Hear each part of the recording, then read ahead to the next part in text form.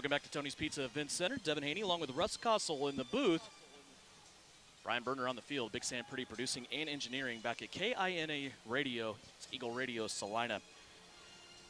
For just the second time, we have a semifinal playoff game here in consecutive seasons for the Salina Liberty. They did it in 2019 and earned the right to go to Albuquerque to play the Duke City Gladiators in the 2019 Champions Bowl.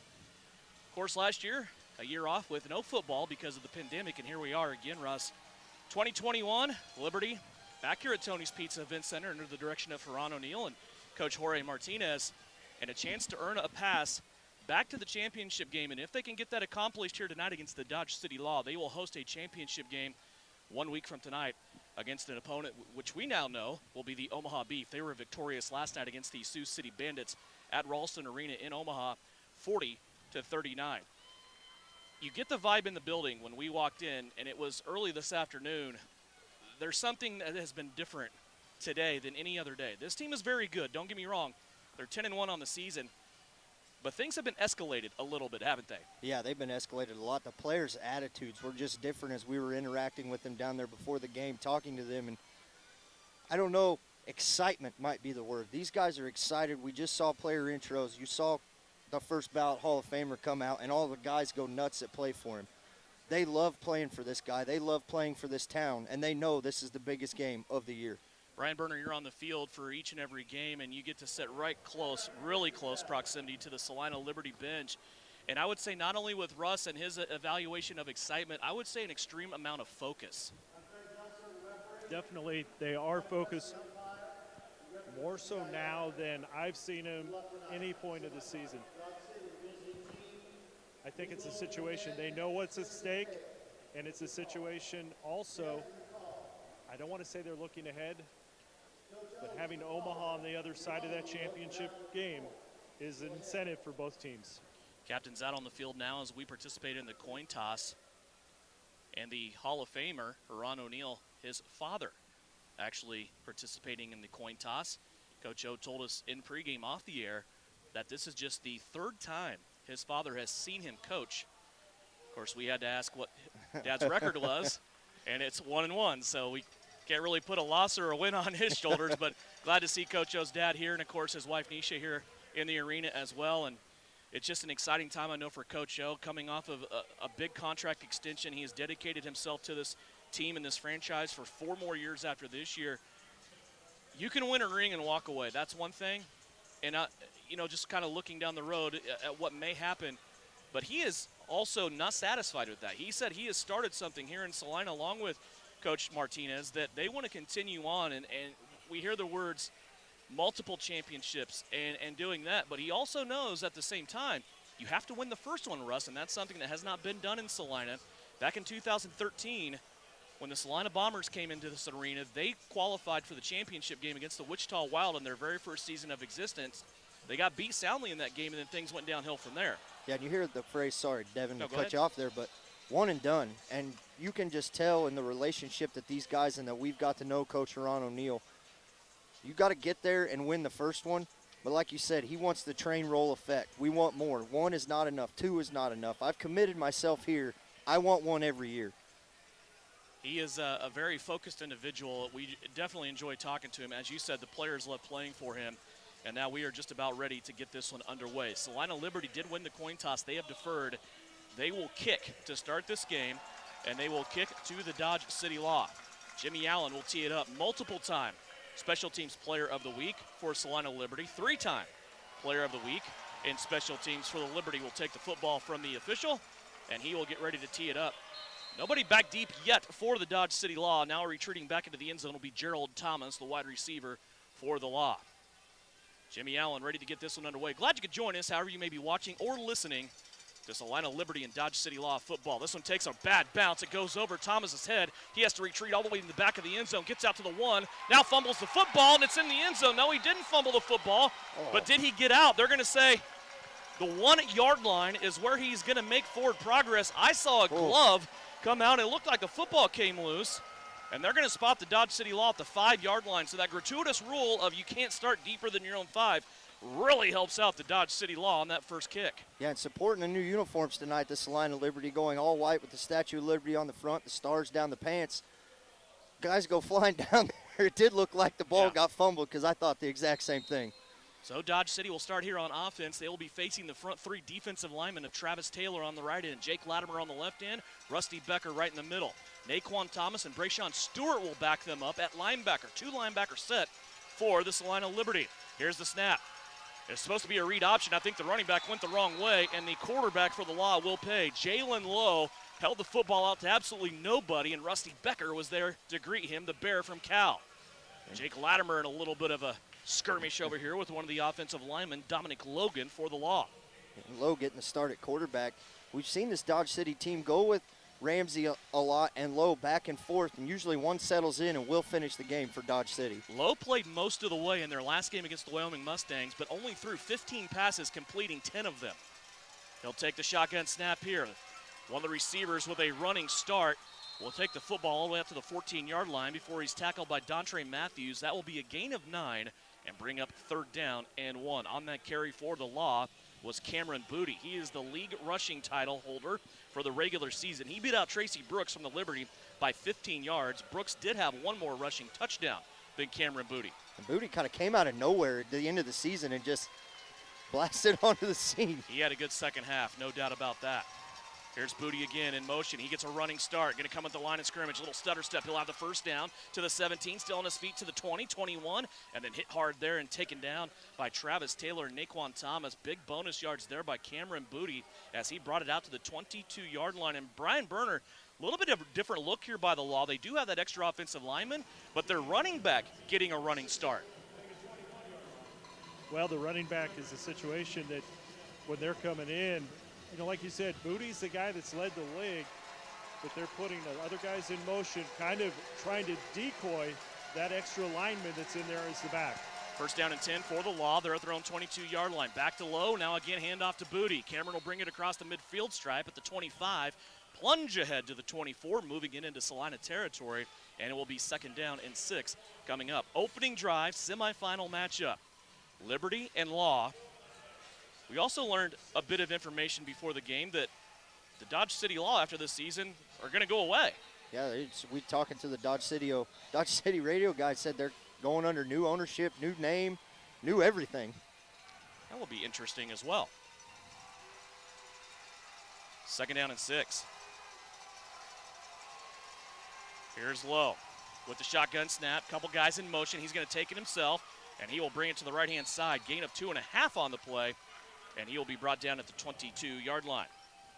Dodge City went this look both times against Salina, bringing that extra offensive lineman in for a blocker as a run-heavy offense. In exchange, Ron O'Neill, this might be the first time we've seen this. Usually we see Dontre Matthews up there with Naquan Thomas at middle linebacker. Now Brayshawn Stewart being brought up so Dontre can cover the back end. Big 3rd down coming up. It'll be a 3rd down and a long 2, maybe even 3. Ron O'Neill asking for the aid of this crowd. Liberty defense stringing out a play all the way to their left-hand side, and this play will go nowhere. It's a loss of 1 by the Dodge City Law. Jake Latimer and Travis Taylor leading the way as they did not let Cameron Booty have anything on that right edge. Now the Law will be forced into a 4th down. Yeah, and last in the league at 16 for 31 on 4th down. First in the league at 52% is what I have.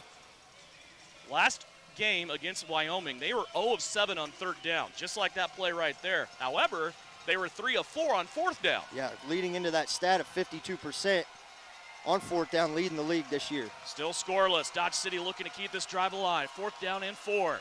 Couple of guys in motion, one crossing under the quarterback, Ron O'Neill, asking for a flag as Dodge City had to delay a game. There was a big goose egg on that play clock. I think Coach is also asking about 3 guys in motion. Yes. And now we'll see kicker Brett Mathis come on and attempt, which Brett, a very accurate kicker in this league. Yeah, Brett, one of the best in the league. We talk about those new flamed Unos that on the kickoff, you can get it through the uprights, you get a point. He had 4 of those in one game earlier this season for the Law. This placement will be put down for Brett at the 16-yard line. Movement up front. Jake Latimer changed his stance. The offensive lineman went with him. It will be interesting to see who tags this flag here. Latimer backing up, thinks it may be on him, and it is. Yep. Offsides on Jake Latimer. That will give 5 yards back to the Law. So now do they bring their offense back on? Right, and maybe not so much offsides, but if a defensive player reaches their hand or comes out of their stance, regardless if they go offsides or not, it is a penalty for illegal defense procedure, however you want to look at it for the defensive side of the ball. It looks like they're going to leave Mathis out on the field. Mathis this time kicking from the 21. It's a 37-yard attempt. Snap high, they get it down. Mathis will put his foot into it, end-over-end kick. Finds a home right in the middle of the upright. So Dodge City will take the opening kick. They go to midfield, then they stall out with that running game, and they are off to a 3-0 start. Now the Liberty Brian Burner will have their chance on offense, trailing by 3. Andy, you remember the last time that these two teams met, Salina got the ball. Kid was quarterback, but they took a long, quick strike down to Ed Smith for the touchdown. We'll see what happens. How patient will Coach O'Neill be? Will he want to try to establish that running game with Carson and Brooks? Will he want to try to kind of go downfield? He's got Shelley in there. So we'll see, what will happen as they go forward after this kickoff comes. Brett Mathis, again, has that ability. He's got the leg. We'll see how much he wants to roll that dice to see if he wants to try to go for that extra point. Interesting, in the two games, both of them in May against the Dodge City Law, Salina had two different quarterbacks. The time that Tyree Adams played against them in Dodge, 4 touchdowns, no interceptions. When they came here Memorial Day weekend, Mitch Kidd was the guy. Magic Mitch had 6 touchdowns and 1 interception. So the Liberty quarterbacks combined this year against that Law defense, 10 touchdowns passing, 1 interception. By the way, Ed Smith has been a Dodge City Law killer this year with 5 touchdowns in 2 games. Here's Mathis on the kick, shaded the football all the way over to his right-hand side. It's going to take a bounce right in front of Tracy Brooks. Tracy has it at the 20. Stutter step, water bug, all the way to the 25. Spin move there. Now to the 20, inside the 20, to the 15-yard line. And a good return there by TB2. Tracy Brooks brings it all the way to the 15-yard line, and that is where Tyree Adams and this Liberty offense will have their first drive start. Yeah, Tracy Brooks shedding the first would-be tackler, 2 or 3 after that. Just a hard guy to bring down, and you can tell having Dominic Carson's back deep kind of changes the game. We saw Dominique out in the return game. The run game has all been affected, and now that both running backs and everybody on this Liberty team is healthy. Drive will start at the 16-yard line in Dodge City territory. First down and 10. Tyree Adams, Tracy Brooks on his right-hand side. It's a pitch out right. Brooks cuts back behind Kamali Matthews. He has some space. Tracy Brooks all the way against the wall, has an 8-yard gain. Well, they're going to spot him a little bit shorter than that. They're going to say a gain of 6, maybe even 7. But there was Kamali Matthews just paving the way on the right-hand side of that offensive line. And that's a guy you want to run behind regardless of what running back you are and what league you play in. If you can get a guy like Kamali Matthews to run behind, he's going to clear space. Kamali up front, his 3rd game back with the Liberty. Kelvin McCoy's played every game at center for the Salina Liberty. Nick Bittinger to the left. Tyree Adams this time has Tracy Brooks to his left-hand side. All 3 receivers also that side. Tracy Brooks will run away from them. Inside of the 5 to the 4, first down Liberty. It'll be first and goal from the 4-yard line for Salina. 8:49 left to play, first quarter. Dodge City took their opening drive for a field goal. Salina working on their first drive of the game.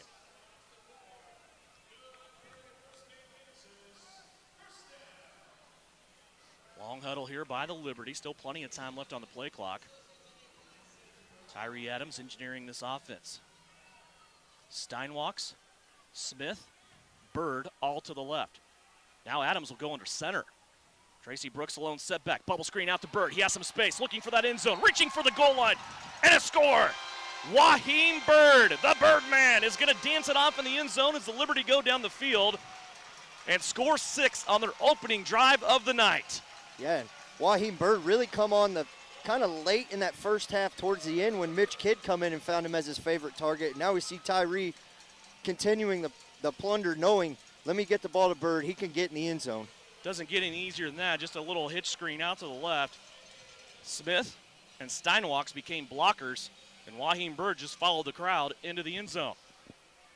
7:42 left to go. Jimmy Allen on for the extra point. Calvin McCoy will snap it back to Tracy Brooks for the hold. Brooks sees that Allen is ready. Asks for the snap. It's a good one from McCoy. Kick is up, and it's right down the middle. Oh. Now a penalty flag will fly. They're pointing at the defense, and Dodge City coach not happy with one of his players after that. Richard Davis in to talk to one of his players. They're going to say illegal defense. Of course, Liberty will decline that, take the points, and that'll bring us to our first media timeout. 7:28 left to go, first quarter. Each team has had a possession. The Liberty lead at 7-3 here at Tony's Pizza Event Center. You listen to it on KINA.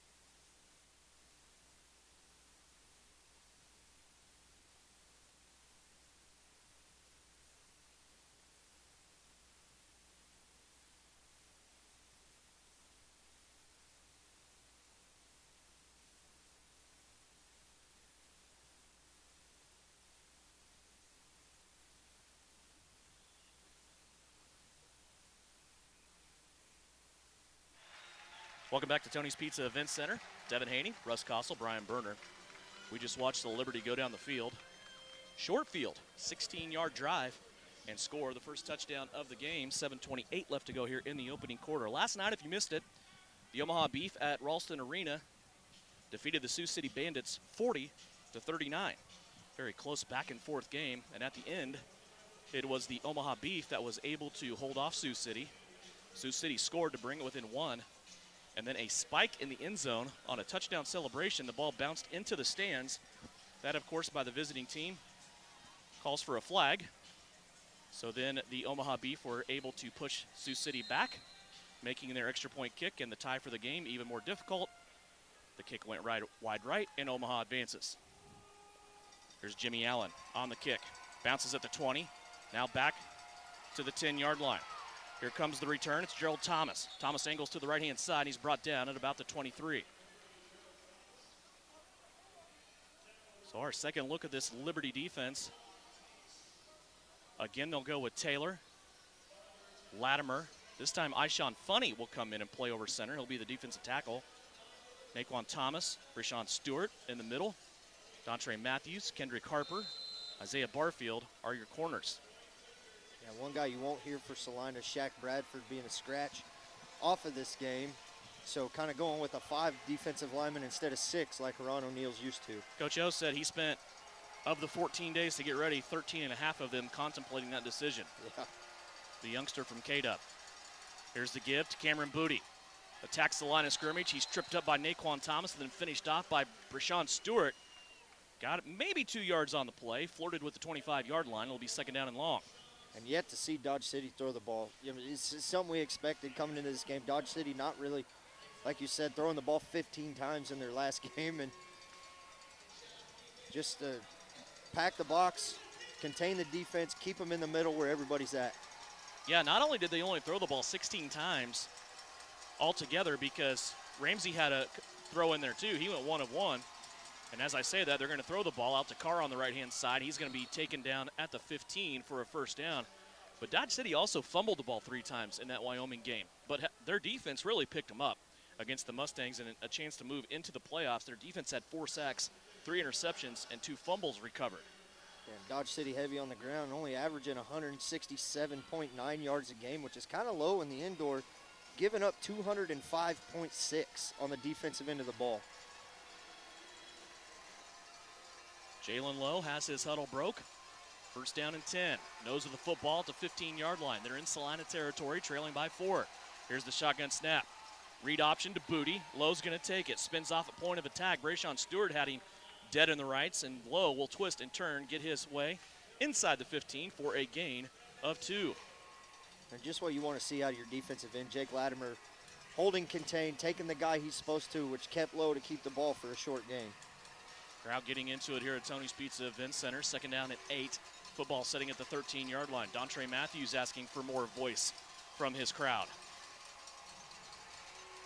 D-Trey now communicating with Kendrick Harper on the left-hand side. Talking before the game, I think Kendrick Harper may be the only one on this team that has a ring. Of course, he got that with the Wichita Wild. Here's a play-action pass. Lowe now going to tuck it, run inside the 10, inside the 5. He has the goal line. Jalen Lowe on a rushing touchdown. Puts Dodge City back out in front by 2 as we go under the 5-minute mark. And Brian, that one was coming right at you with Jalen Lowe for the score. Yeah, it was coming straight towards me.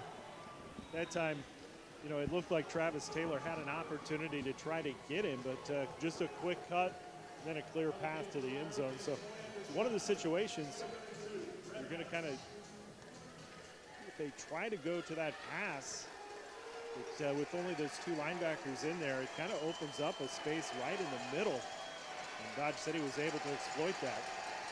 Brett Mathis on for the extra point. It is up and it is good. Good penetration there by the Liberty defense, but they are unable to get there. And Mathis will punch it through with 4:14 left to go. Another media timeout is yours. Dodge City with the score. Their first touchdown of the night. They now lead Salina 10-7 right here on KINA.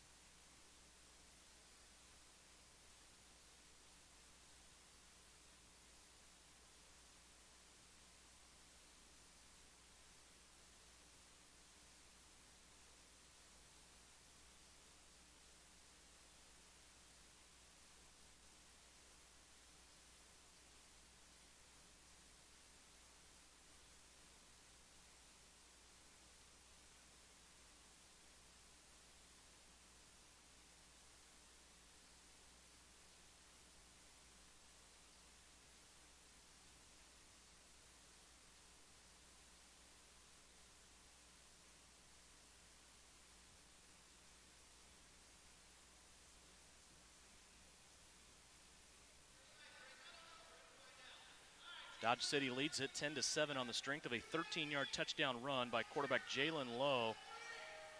Already 10 points on the board for Dodge City, Russ, and they are 25% or more on the way to their average on the season. This is a team that only averages 37 points a game on offense. Yeah, quick scoring for Dodge City, not something like you said you see, and giving up almost 40 a game, so kind of lopsided there. The defense for Salina, the rushing defense, kind of stagnant right now. I don't know what Dodge City's averaging rush, but it seems 3-4 yards, and you give up 4 yards every play, they're going to get a first down on the third play. As defense will need to change, but give it to Dodge City's offense. They're running right at Salina and not afraid of them. Brian, Richard Davis is always one of those guys. He will come up with a different scheme, something that you just don't see all the time, or at least very often. Seems like he's done the same thing here against Salina, and at least early on in this game. Yeah, and one of the things that really kind of shocked me was Lamont McDonald, the 6'3", 360-pound offensive lineman. Caught a couple passes this season against Salina. He's on the inactive list. As crazy as it sounds, do you potentially lose an offensive threat when you remove a guy that big from your line? Yeah.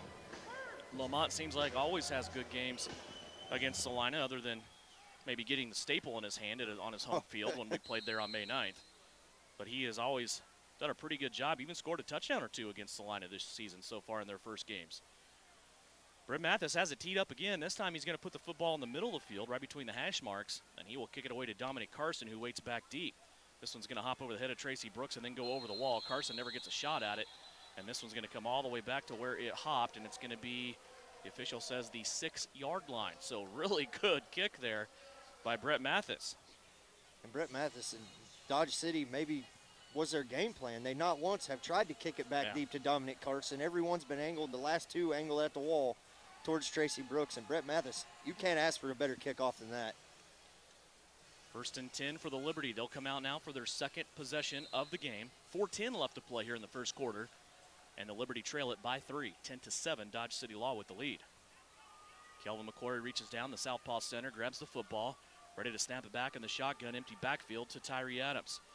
Tyree backs up in his own end zone, looking, now he's going to leave the pocket. Has to get through 2 defensive linemen, he will, but then the linebacker, that's the right defensive end for Dodge City, Demaria Mixon from the University of Tennessee, got him from behind, and that was an awkward-looking blow to Tyree Adams. Yeah, real awkward fall there for Tyree. I thought at least right there he had a lot of green in front of him, and a great job by the defensive lineman to run him down from behind. Gain of 7 on the play, brings up 2nd down and 3. Steinwalk splits out to the left. It'll be Smith and Bird in motion. Tracy Brooks on the right hip of Adams. Tyree back to pass. The ends get through. They let him through on the attempted screen, but it was broken up very nicely up front by one of Dodge City's defensive linemen. It's really their defensive leader on the season on that line. It's Lance Mathers. Mathers has had a really good year. Yeah, and he read that like a book. Tyree could have just got it over him. I don't even know if there was a chance to get it around him or over him, as he was right there in front of Tracy Brooks. 6 foot, 280-pounder from Northwestern Oklahoma State. Now a big 3rd down here for the Liberty, 3rd and 4. Leading the league at 53% on 3rd downs. Here's Adams back to pass, lets one rip, right-hand side. Has a receiver, looks like it's Fast Ed, out past the 20 to the 22. And Ed Smith, the leading receiver in the regular season in Champions Indoor Football, comes up big with a 1st down catch, keeping this drive going for the Liberty.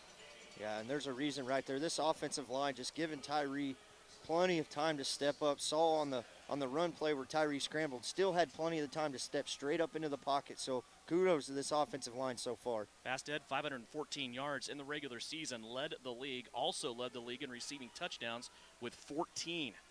He'll join his other receiving mates on the left-hand side.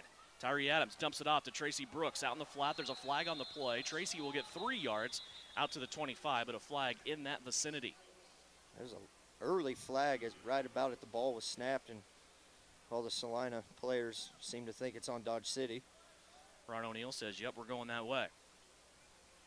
Ed Smith, we talked about him against Dodge City this year. 5 receiving touchdowns. And Waheen Bird will come off the field. Jason Shelley, fresh off of his 4-touchdown performance against Wichita, comes in. So where's the drop-off with this receiving corps? Yeah, you drop the league leader, but bring a guy in who's one of the hottest receivers after the last game with 4 touchdowns and the defending offensive player of the week. And best answer, maybe. Yes. Here's the give to Tracy Brooks. Right up the gut on this 1st and 5. Kelvin McCoy trying to pave the way. Knocked a couple of people down, but Jaden Dobbs at the bottom of that pile comes up after making the tackle.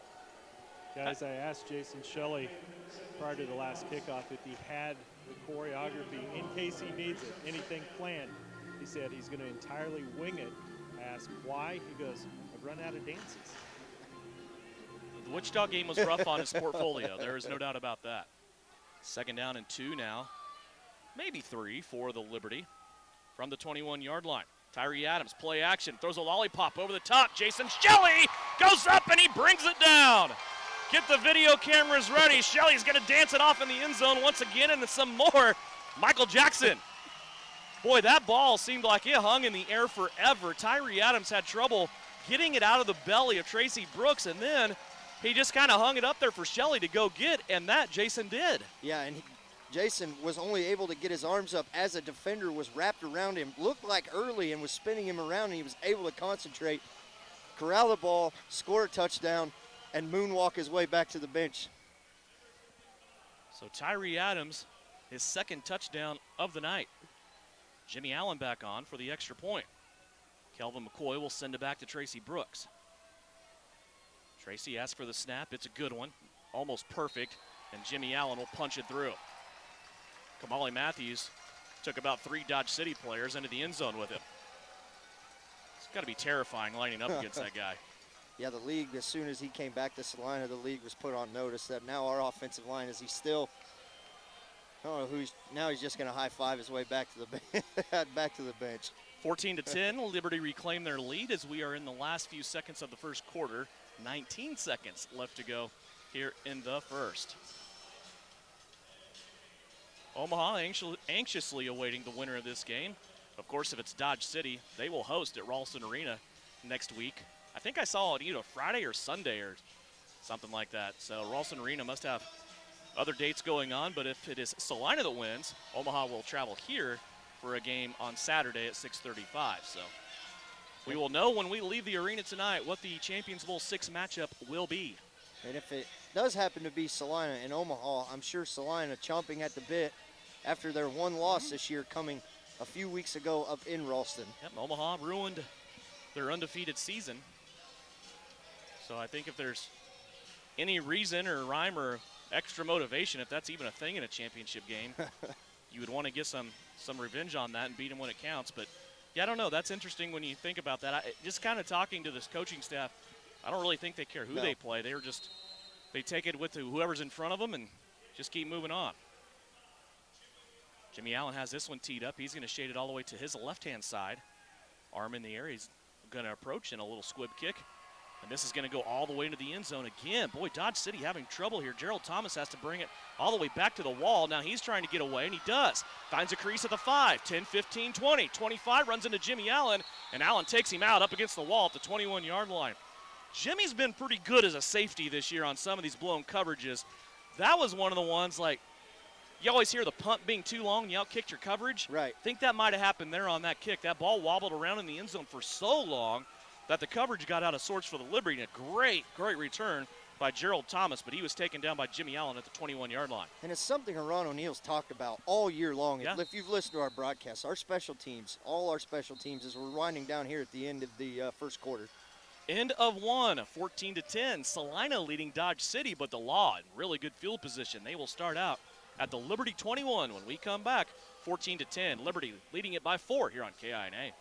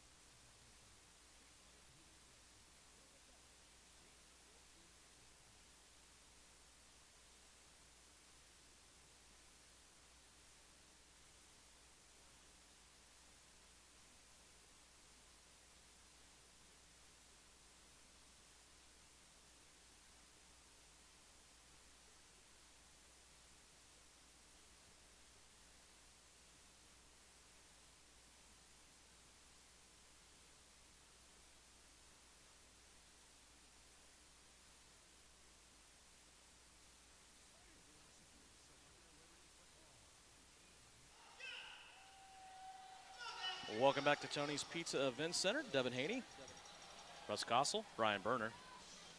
14-10, so far a really good game between these two teams. Russ, and I mean, it's playoffs. I think we kind of expected this, but we also kind of maybe thought Dodge City was the odd man out coming into this game. They lost 4 in a row, was able to beat Wyoming in the last game of the regular season while Salina beat Wichita to help them get in. But Dodge City's come out here, and they've shown that they're game for this. Yeah, and they're ready to play. Talked to Coach Davis down there. I talked to him a little bit, and we ain't backing down from anything. We came here to play. We're in the playoffs. We earned our spot in the playoffs, bar it being the 4 seed, the 1 seed, whatever. They're in the playoffs. They have a mission too, just like Salina does. So they want to, I mean, they're out here to win. They know if they win, they got to go to Omaha. Salina knows if they win, they get a game here against Omaha. Yeah, the scoreboard may be a little shocking, but right now I think Dodge City, with the way their offense is playing, might be playing a little better than Salina. And we've seen the two contrasts, too, that Dodge City wants to hang on to the football. They want to play possession type of football, stink it up, if you will. Yeah. That's the quote. And just, get some points at the end of each drive, whether it be a field goal or a touchdown. They want to keep the Salina offense off the field. Dodge City only gave up 60-plus points twice this year. Both of them were to Salina. Yeah, when you give up 120 points in 2 ball games to one squad, and now you got to play them again in the playoffs. Here's the give to Cameron Booty. Nope, it's a read option again. Ramsey's going to pull it out of the belly and plunge ahead to about the 18-yard line. It's a gain of 2, and we'll bring up 2nd down and 8. Yeah, really, he could have left it for Booty there because it looked like he had 4 or 5 yards before he was contacted. Naquan Thomas kind of reading out and getting the shoestring tackle on Ramsey. Excuse me, that was Jalen Lowe in there Oh, again. okay. Rusty Becker right now, the defensive tackle, right over the center, the nose guard for the Liberty. Travis Taylor on the right, Latimer on the left. Everybody else still the same for the Liberty on defense. 2nd down and 8. Here's Lowe. Turns. Another fake to Booty. Lowe's going to bring it now all the way down the left-hand sideline. Gets inside the 5 before Dontre Matthews finally gets him down at about the 2.5. Boy, some tricky running plays here, Brian, from Jalen Lowe. He's doing a really good job at that quarterback spot for Dodge City. Yeah, I think it appears that they're thinking or hoping that Salina just concentrates so much on trying to stop Booty that then the quarterback will have that open space down along the side. That time Detroit was able to come up and just keep him out of the end zone. Dodge City thought he was in, but the back did hit the wall at about the 2-yard line. This time Cameron Booty will start out in motion. He will attack the line of scrimmage on the run. Gets the handoff, following his line in there, trying to get to the goal line. Push, push, push. And they're going to say just short. Did not make it in. Boy, that push just kept on going, Russ. I thought maybe the Law would get the surge, but both officials, one from each side, running in, saying that they were short, and they will put the football at the 1-yard line. I think that's probably a horrible spot for Dodge City. Yeah, that was a great spot for Salina, a horrible spot for Dodge, and we've talked about it. Reviews are really hard to do at the Tony's Pizza Event Center. Better than Wichita, though, where we had none at all. Yeah.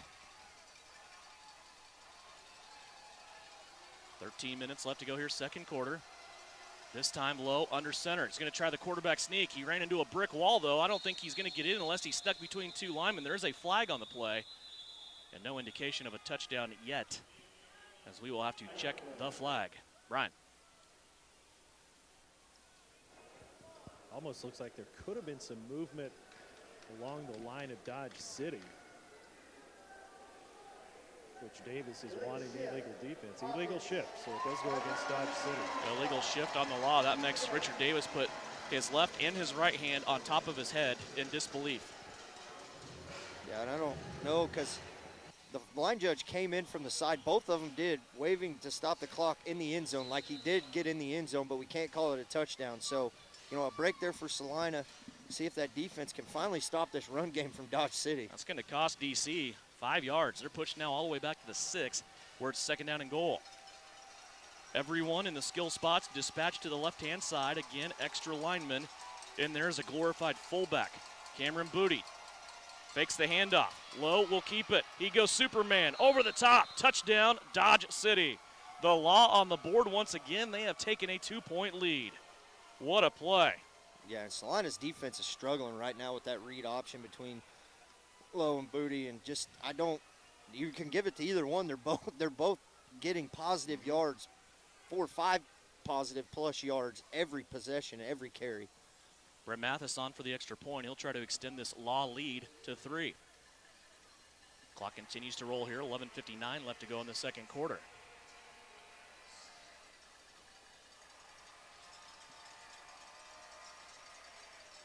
Everyone getting set. Of course, the umpire helping out with that.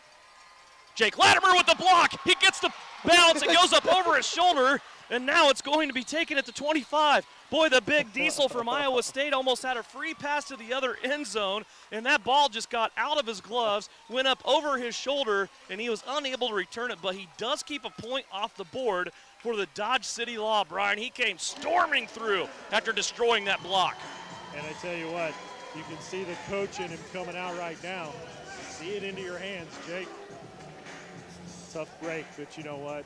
If there's anybody that can shake off something like that, it's got to be Jake Latimer. He was not happy, as we were told, about sitting out the Wichita game. Of course, Coach Ron O'Neill told him, he said, in my 2 years here, Jake Latimer has always been dinged up when it comes to playoff time. I did not want that to happen. I wanted to give him extended rest. He did not play Latimer in Wichita, and we saw Jake at the arena earlier today. He was ready to go. Yeah, and that was an excellent, go back to that block by Latimer, a spin move to get off the block, to have enough time to block it and come down. And, you know, Brian talked about seeing his hands. As here at the Tony's Pizza Event Center. Brian down on the Salina sideline. I don't know if fed him popcorn before that play, but just couldn't get a grasp on the ball there. Trust me, he's tried to rough me up so much tonight. I know that those gloves got enough stick on them. So. He got it accomplished earlier. So Jake Latimer will keep a point off the board for Salina. 11:37 left to go. Dodge City leading by 2, 16-14. You know, this could be one of those contests to where just who can make those crucial 1 or 2 stops throughout the game to kind of get that scoring shift kind of tilted in their favor. Salina wearing their clean white throwback jerseys to the, oh gosh, let me go back here, 2016-2017 season. That's the first time we've seen him in a while. Yeah. You go back to this, you know, 1 possession game so far all the way down. The scoreboard may have not have shown it closer in the last game when these 2 teams played, but it was a 1 possession game the last time these 2 teams met. Here's Brett Mathis on the kick. It's going to go between everybody on the front couple lines. Dominic Carson will have his first chance. Bobbled a bit now at the 5, 10, 15. Make it the 20, 24-yard line. Dominic may have dropped the football, and the officials say he was down as he approached midfield right at the 24-yard line. So the former Dodge City Law running back, possibly the leading scorer in all of Champions indoor football history at the running back spot, well over 100 touchdowns, and still native of Dodge City, living there, a resident I should say, not a native, gets his first chance here against one of his former squads. Yeah, that interesting fact, if you didn't listen to the game that we did at Salina at Dodge City, as Dominic Carson was the halftime guest. Avid farmer. Well, he said he lives on a farm. Okay, He's not he did say that, but I could see it in his eyes. He does enjoy getting out there. It was embellished a little bit. Tyree Adams, 2 for 2 on his drives. This will be number 3 for the Liberty. He pulls it out of the belly of Dominic Carson. Wants to go deep to the end zone. Ed Smith has it go off his hands and out of bounds. Boy, Ed was wide open, just ran out of space there in that back corner as he was looking to haul that one in. And Brian, you can't help but to think the wall may have had something to do with that. The wall came up pretty quick. I think the ball and the wall were both coming at a fast pace. Ed had the hands up there, but you know, had he had another probably yard or 2, would have been a touchdown. Yeah, or maybe even if Tyree gets rid of that ball a fraction of a second earlier, he could have had him before that got to that point back in the corner there. Now Dodge City will have an equipment timeout here as one of their defensive backs will adjust a helmet.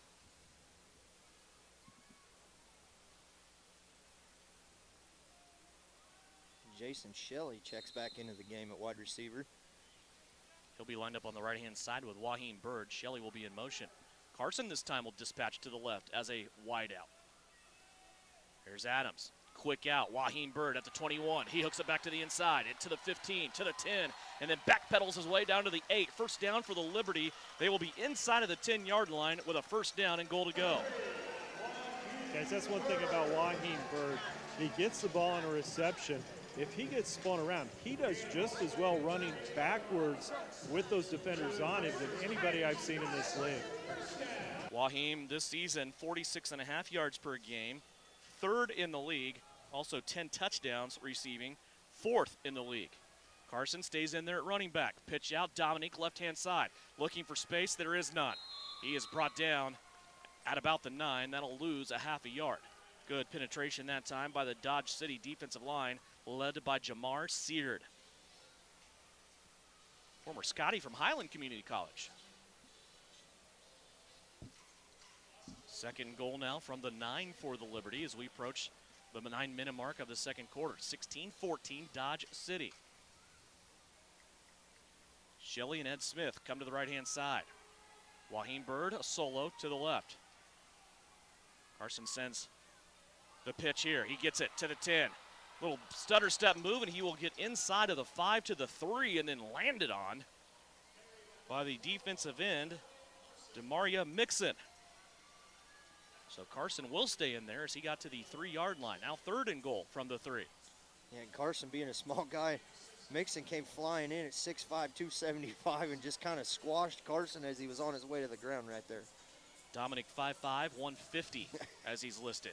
with his pads on. And he's such a rhythm guy, the way Yeah. that he runs. He needs several carries in a row to really get going, and he hasn't had that lately. Of course, he's set for a few weeks with a precautionary time off with a knee. Back out there tonight.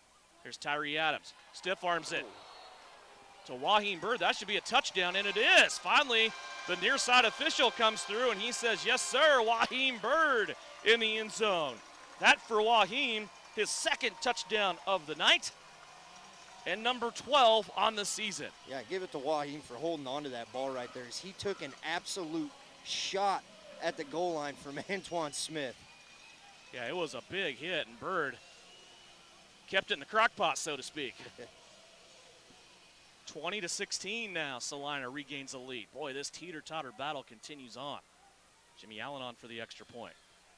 See if he can make this swing in Salina's favor after Dodge City got their last one blocked, and he does. 3 of 3 on extra points for Jimmy Allen. 7:33 left to go, second quarter. Liberty back out in front by 5 as we take this break here on KINA.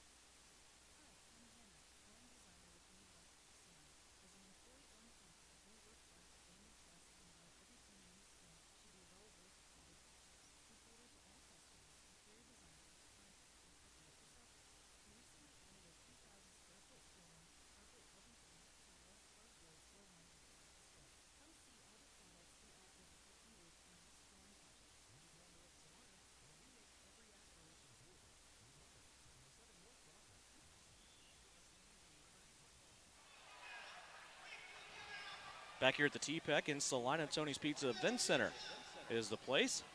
21-16, Salina over the Dodge City Law. This back and forth battle continues on. Dodge City now trailing by 5 as the possessions start to equal out a little bit. 7:33 left to go in the second quarter. Waheem Bird has just scored his second touchdown. He now on the season has 12. The other touchdown belongs to Jason Shelley. All 3 of those touchdown passes have come from Houdini Tyree Adams. Yeah, and it's good to see Tyree Adams back and in a rhythm. You know, we saw him back in Wichita, but only for the first quarter and that first series in the second quarter. Ron O'Neill said we want to keep him healthy. He's our guy. Granted, Magic Mitch came in and did some magical things for this Salina team while Tyree was out. But I think if you ask Ron O'Neill, Tyree is going to drive this team. You talk about drop-off, Brian, when you go from number 1 to number 2 at any position. But there was no drop-off really between Tyree Adams and Mitch Kidd. Those two end up combining, basically split the season between the two. And Tyree Adams and Mitch Kidd combined led the league in touchdown passes at 41. Yeah, there was really no drop-off. You know, it was expected. Coach O'Neill knew it was going to be a tough decision. Honestly, in watching them, it appeared to be much closer than I would have expected. You know, they bring a lot of the same things, but yet different. You know, Mitch actually impressed me with his ability to run more than I expected. But when Tyree just lets that ball loose, I mean, that thing just gets there in a hurry. Yeah, it does. Hear the term spin rate in baseball. His spin rate is way up there. Here's a kick now that'll drive. Gerald Thomas back 5 yards deep in the end zone. He doesn't have to chase it around this time, though. And Naquan Thomas is going to take him down by the ankles at the 8. Gerald Thomas on some of these kick returns, Russ, he's been way up about the 10 or 12-yard line, and he's had to go back as Jimmy Allen's kicked it over his head. That time he fielded it in the end zone, and Jimmy kicked it right to him. Yeah, we saw it on the opening kickoff. There was really nobody deep. He was the deep man. He was at about the 15-yard line and kind of realized, oh, I didn't know I was that far up. I need to go back, as Jimmy Allen has rolled it past him the first 2 times, and like you said, out-kicked the coverage per se, like on a punt team. That time Jimmy Allen hanging it high in the air, so allow his team to get down there to break down and make the tackle. 41 yards in front of Dodge City here. 7:11 left to go here in the second quarter. They trail Salina by 5. There's a sweep and a fumble. Salina bouncing on it. Nobody saying down yet. They're going to say yes, he was down before the ball came loose, and Huron O'Neill is asking why. I don't believe anyone touched him when he went to the ground. Now, when a guy came on top of him, the ball did come out then, so we'll see what Coach decides to do here. Ryan? He was down. The ball actually came loose after he was touched. He was touched kind of at the torso, and then it looked like the hand went up, knocked the ball loose. So I would say the ruling will stand. He was down actually by contact. We have not seen a call overturned yet in Tony's Pizza Event Center this season. Keep that in mind as we step away. 6:43 left to go. 21-16. Salina may have gotten a free possession, or will Dodge City keep it? We will find out when we come back here on KINA.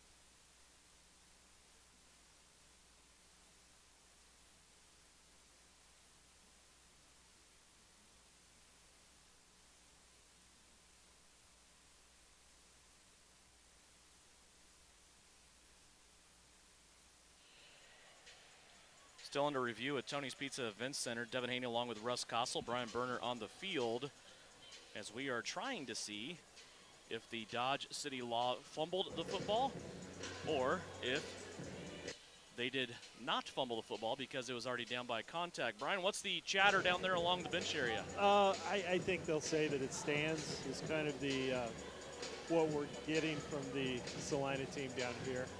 You know, it's an unfortunate break because you think Jake Latimer was the one that was kind of right on top of that, had a chance to, you know, get it and advance the ball. And so, in a way, Jake's kind of 0 for 2 right now.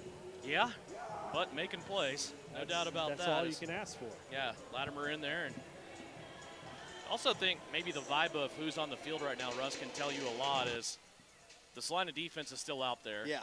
The Dodge City offense is still out there, and here comes the officials.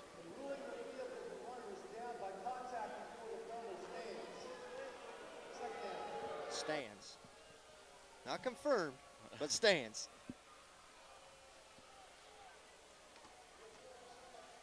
So still, though, not to be overlooked, a great play by the front three.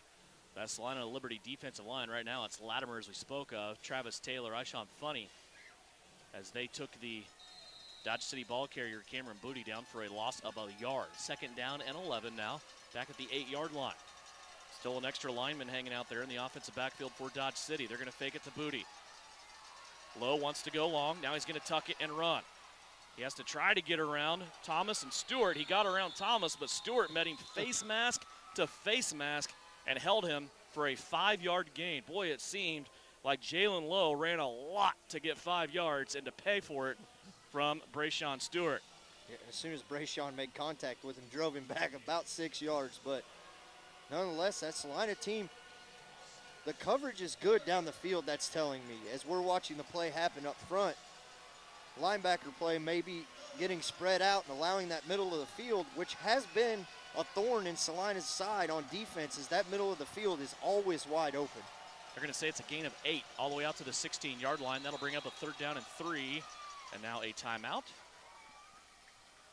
Dodge City. Play clock made it down to 2 seconds. Okay, 30-second timeout here. Big play. Russ, we have not seen a stop yet on either side, as Dodge City has scored on all 3 of their possessions. Salina has scored on all 3 of their possessions, 21-16. The only difference is Dodge City scheduled for a field goal on their first drive, while the Liberty have put up 7 all 3 times they have touched the football. Yeah, and this game's kind of got the vibe to it that it's going to be a back and forth game, as we haven't seen a stop on the defensive end. Right. Salina run heavy with Tracy Brooks on that first drive, ending up with a screen play to Waheem Bird for a touchdown. And then going deep on a few plays, Jason Shelley on one, Waheem Bird back on the other one. Dodge City just really has no interest in throwing the ball. They dropped back to pass that time, but coverage was good. Coverage has been good by the Salina secondary, but Lowe's been able to make plays with his feet. As you said, really no desire or maybe ability to throw the football for Dodge City here in this game. 3rd down and 3. They'll snap it from their own 16-yard line. Empty backfield. Now Booty will get into the backfield. He'll take the handoff. Runs around Jake Latimer. He'll have the 1st down. And then taken down by Isaiah Barfield and Dontre Matthews at the 21-yard line. It's a gain of 5 on a 3rd and 3. Move the chains for Dodge City. Yeah, and his beaters see once again what Dodge City is averaging per rush. It has to be in the 3.5 to 5 yard average as they just keep moving the sticks down the field. You would think time of possession also in the favor of the law. It's never been in favor of Salina all year. So. Yeah, you're right. 1st in scoring, last in time of possession. 1st down and 10. Here's Booty again on the run. Gets 9, maybe 9.5, as he cracked it all the way down to the 20-yard line. Basically went from 20 to 20 that time, and it will be 2nd down and inches for the Dodge City Law. Yeah, and Cameron Booty kind of showing you why he was the league leading rusher. He came on strong at the end of the year, towards the middle to the end of the year, and hasn't let off the gas in this game at all. So far, Dodge City in this game, they've only passed it 1 time. 2nd down and inches. They run again. Booty. Ball comes loose, and Dontre Matthews has it. Dontre's going to be tackled right away at the 15-yard line, but that ball popped free from Cameron Booty, and Detrays plucks it out of the air. The first takeaway of the game belongs to the Salina Liberty. Now, you and I talked about that, Devin, during that review. Does somebody get a stop and kind of change the momentum of this game?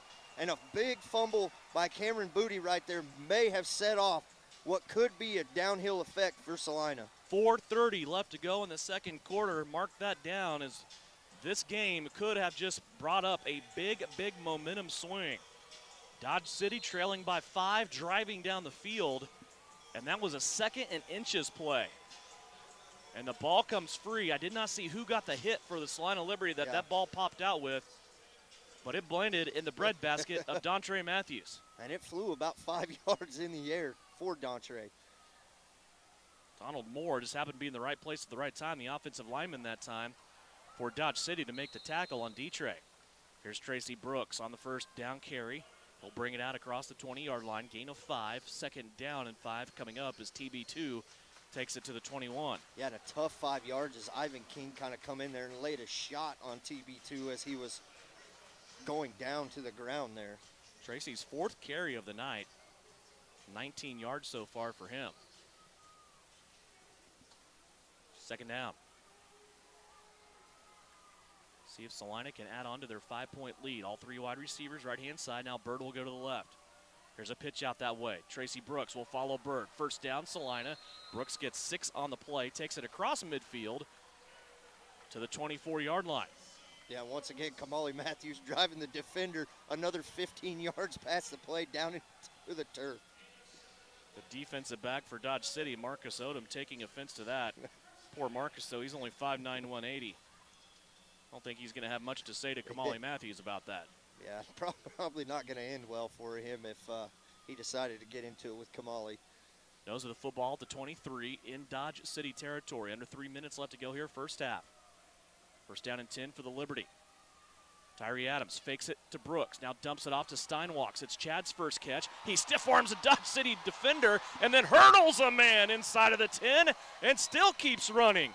Chad Steinwalks just pulled off an amazing play, and Brian, the rest of that is against the wall. I'll let you take it. Well, it's kind of mixed. It looks as if when the ball got loose, it went and hit the wall at about the 5-yard line. If that's the case, then the ball would be considered out of bounds. Salina would retain possession.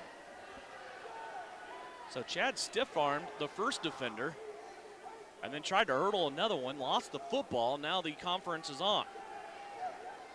We may have another review with no result. I know it's hard for us to see, but it sure did look like when he hurdled the defender, he got into the wall. You called it. Officials review.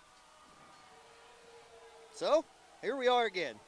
Yep, you hear the reaction of this crowd. Isn't the definition of insanity doing the same thing over and over, expecting a different result? That's kind of where we're at right now in this review rut here at Tony's Pizza Event Center. 21-16 is our score. We're in review again. 2:38 left to go before halftime on KINA.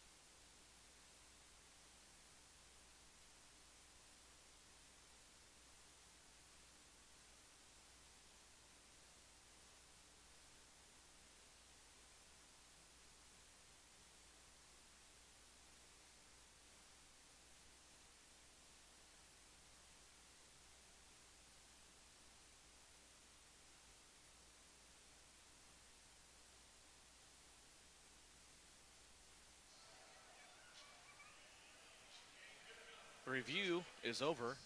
It has been confirmed that it was against the wall on Chad Steinwalk's fumble of the football, so the Liberty will keep it now first down and goal from the 7-yard line. Clock has been restarted. Now 2.5 minutes left to go here before halftime, or 1.5 until the 60-second warning. Lots of movement up front on both sides. Finally, a flag flies. Liberty's going to throw this into the end zone, and it's going to be picked off. Coming back the other way, Antoine Smith has the interception, and he's going to be tackled at the 5, but now we have to sort out the laundry. There were movements on both sides of the ball. Yeah, you wonder if this isn't on Dodge City, as neither team really has come off the field. They're just kind of going back where they were. So, once again, in this indoor game, if the defender comes out of his stance, it is a penalty on the defense, regardless if he jumps off sides or not.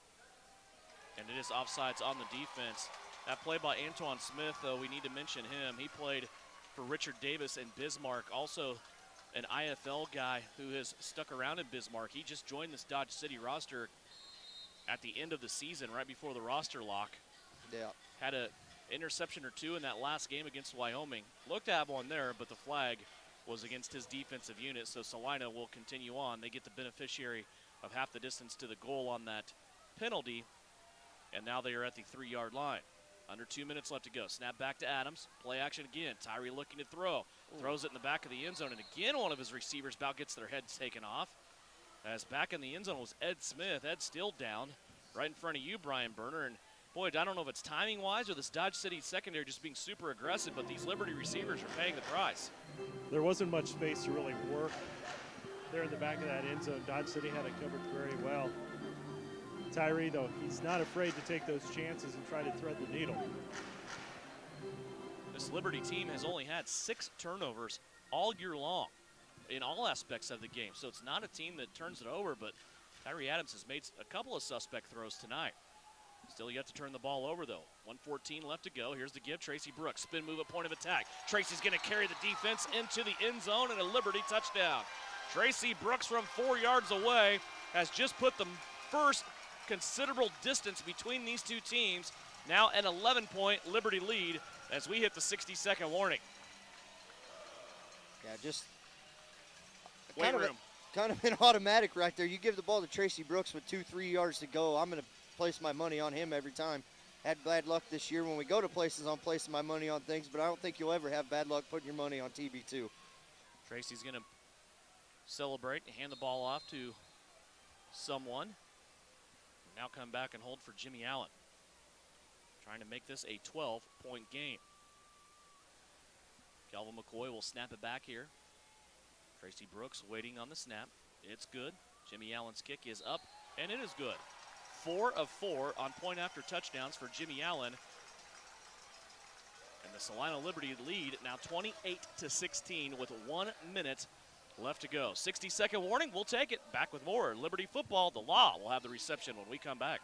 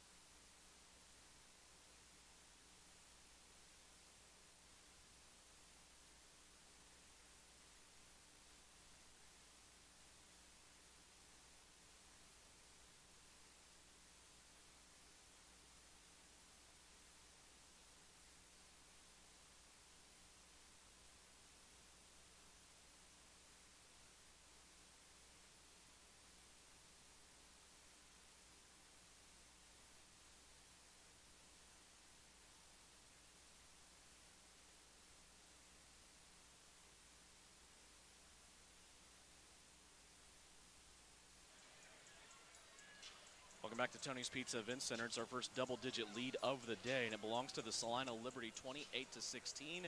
They take a fumble by the Dodge City Law. It was recovered by Dontre Matthews, and the Salina Liberty offense now 4 of 4 on offensive drives. They've gotten the touchdowns and the extra points. 28 points on the board, and they lead the Law 28-16. And now, guys, Russ, this is something we were talking about during break, and we try to touch on it every single game, is the quick turnaround here for the Law, because the Liberty scheduled to get the football to start second half. Yeah, and with Dodge City being such a run-heavy 99% of the time with one throw, you kind of wonder what kind of adjustments Coach Davis is going to make here with 1 minute to go. Jimmy Allen has his hand in the air, football in the middle of the field. He'll put his foot into it. It's a high end-over-end kick. That will go back to Gerald Thomas in the back of his own end zone. Thomas brings it out now to the 5. Looking for the 5. He won't get there. Jake Latimer, the big diesel, the Cyclone from Iowa State, turns and points to the Dodge City bench. And Jake's having a big night. Yeah, I thought maybe he was trying to get Jimmy Allen's attention, but there he was pointing at Dodge City's bench, just giving him the hammer. And Jake, you know, you touched on this, Devin. He was upset that he was left out of the last game. But Coach said we need him healthy because you've never been healthy. And this is exactly why you sit him out that game that doesn't mean anything to come into this one. He's so good on special teams. Yes. So good. Always upset when he's got to come out of anything, whether it be one play or sit out a whole game. 54 seconds left to go. 28-16. Dodge City starting out at their own 5-yard line. They do have 2 timeouts remaining. Back to pass. Now running. Here's Lowe. They'll spin it off at the 10 and then get blasted from behind. Latimer and Taylor are both there. And Jalen Lowe will get out to about, where are they going to spot this thing at? Looks like they're going to put it at the 13. Yeah. That's a great spot for Lowe. The clock continuing to roll here, 37 seconds left. Once again, no intentions of throwing the ball. Lowe back to pass again. Now he's going to throw it out. Cameron Booty catches it on the screen at the 12. That'll be maybe a loss of a half a yard there. Yep. It does stop the clock as Cameron Booty was close enough to the wall to get a stoppage of time with 27 seconds left to play. And a great read by Isaiah Barfield on the near side here to corral him, to not allow him to get that spin move to get up the field. 28-16 our score. Salina leading. Ron O'Neill in talking to his defensive line. Changes a call. Salina still with all 3 timeouts. Dodge City spreads it out. Lowe back to pass. Here comes Latimer. He's got Lowe back near the end zone, through the goal line. And Jake Latimer sacks Jalen Lowe. Ron O'Neill is calling for a timeout. And Latimer up on top of the wall next to his bench. And Jake has come to play. Yeah, Brian, right in front of you is Jake Latimer, just comes and puts him right in the lap. Yeah, How quick did that happen, Brian? It was very, very fast, and it's one of those that's going to be so close. Momentum did carry back into the end zone, but now they're spotting the ball at the 5-yard line, which I'm not really sure on that. It may be for the kicking unit. Fourth down, kick. Yes, that would be. Finally, Brett Mathis and the kicking unit is going to come on, so they will change the line of scrimmage now to the 5.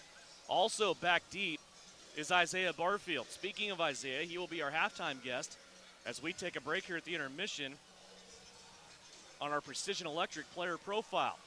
Isaiah Barfield and Jake Latimer have been on this roster since the very first day indoor football came to Salina in 2013. Jake entered the fray about 3 or 4 games into that 2013 season with the old Salina Bombers.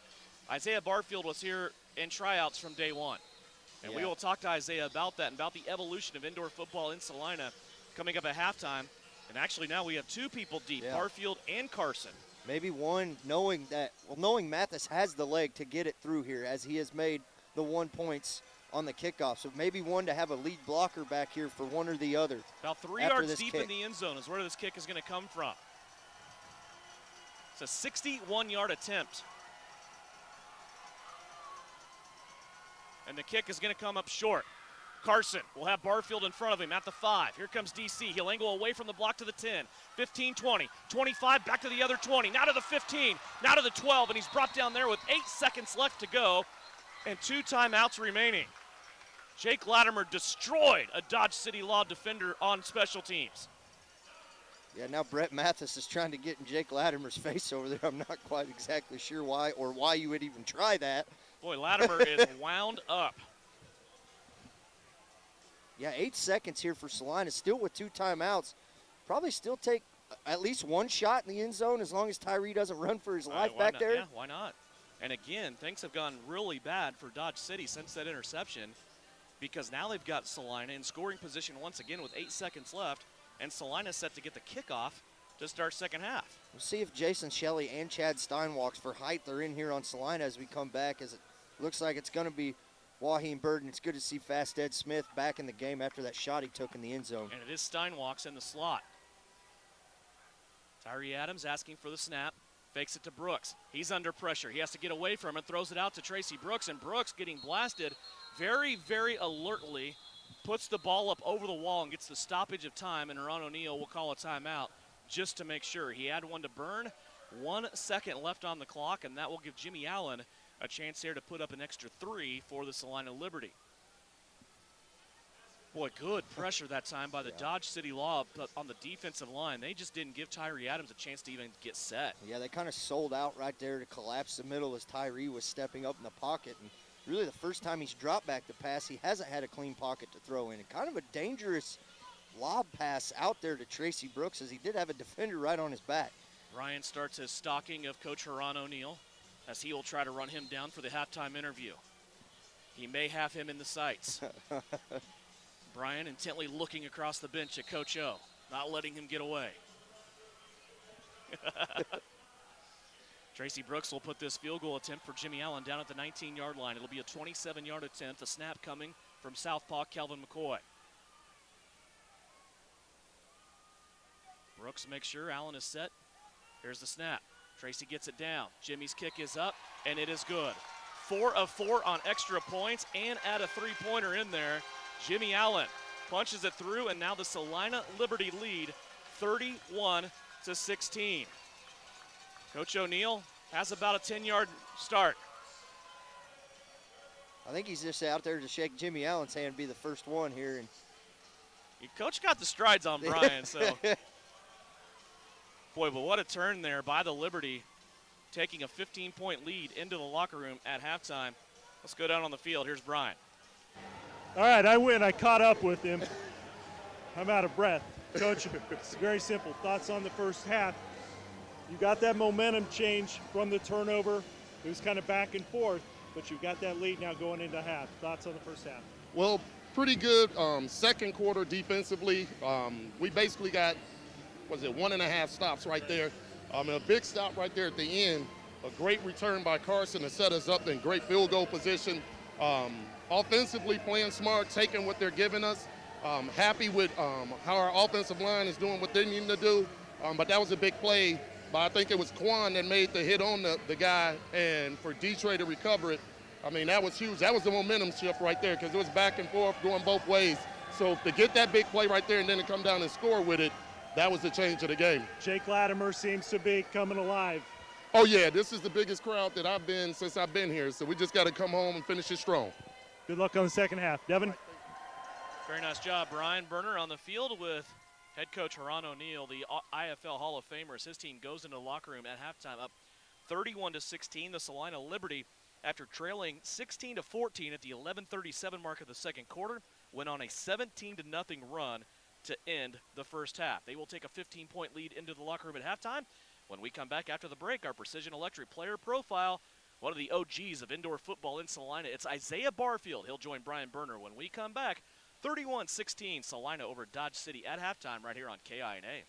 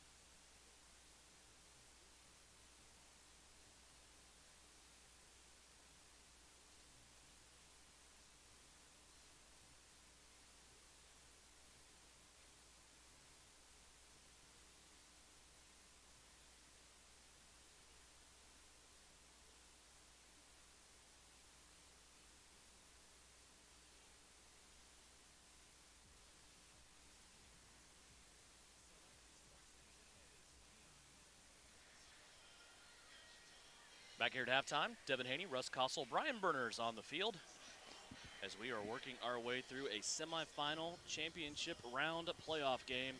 The Salina Liberty leading the Dodge City Law here at the break, 31-16. Boy, Russ, it all kind of started there after that fumble for Dodge City, recovered by Dontre Matthews. At that point, Dodge City was trailing just a little bit, 21-16, but then it just kind of popped the cap off. Salina went and scored a touchdown. Then they were able to get the ball back again, stopping Dodge City deep in their own territory.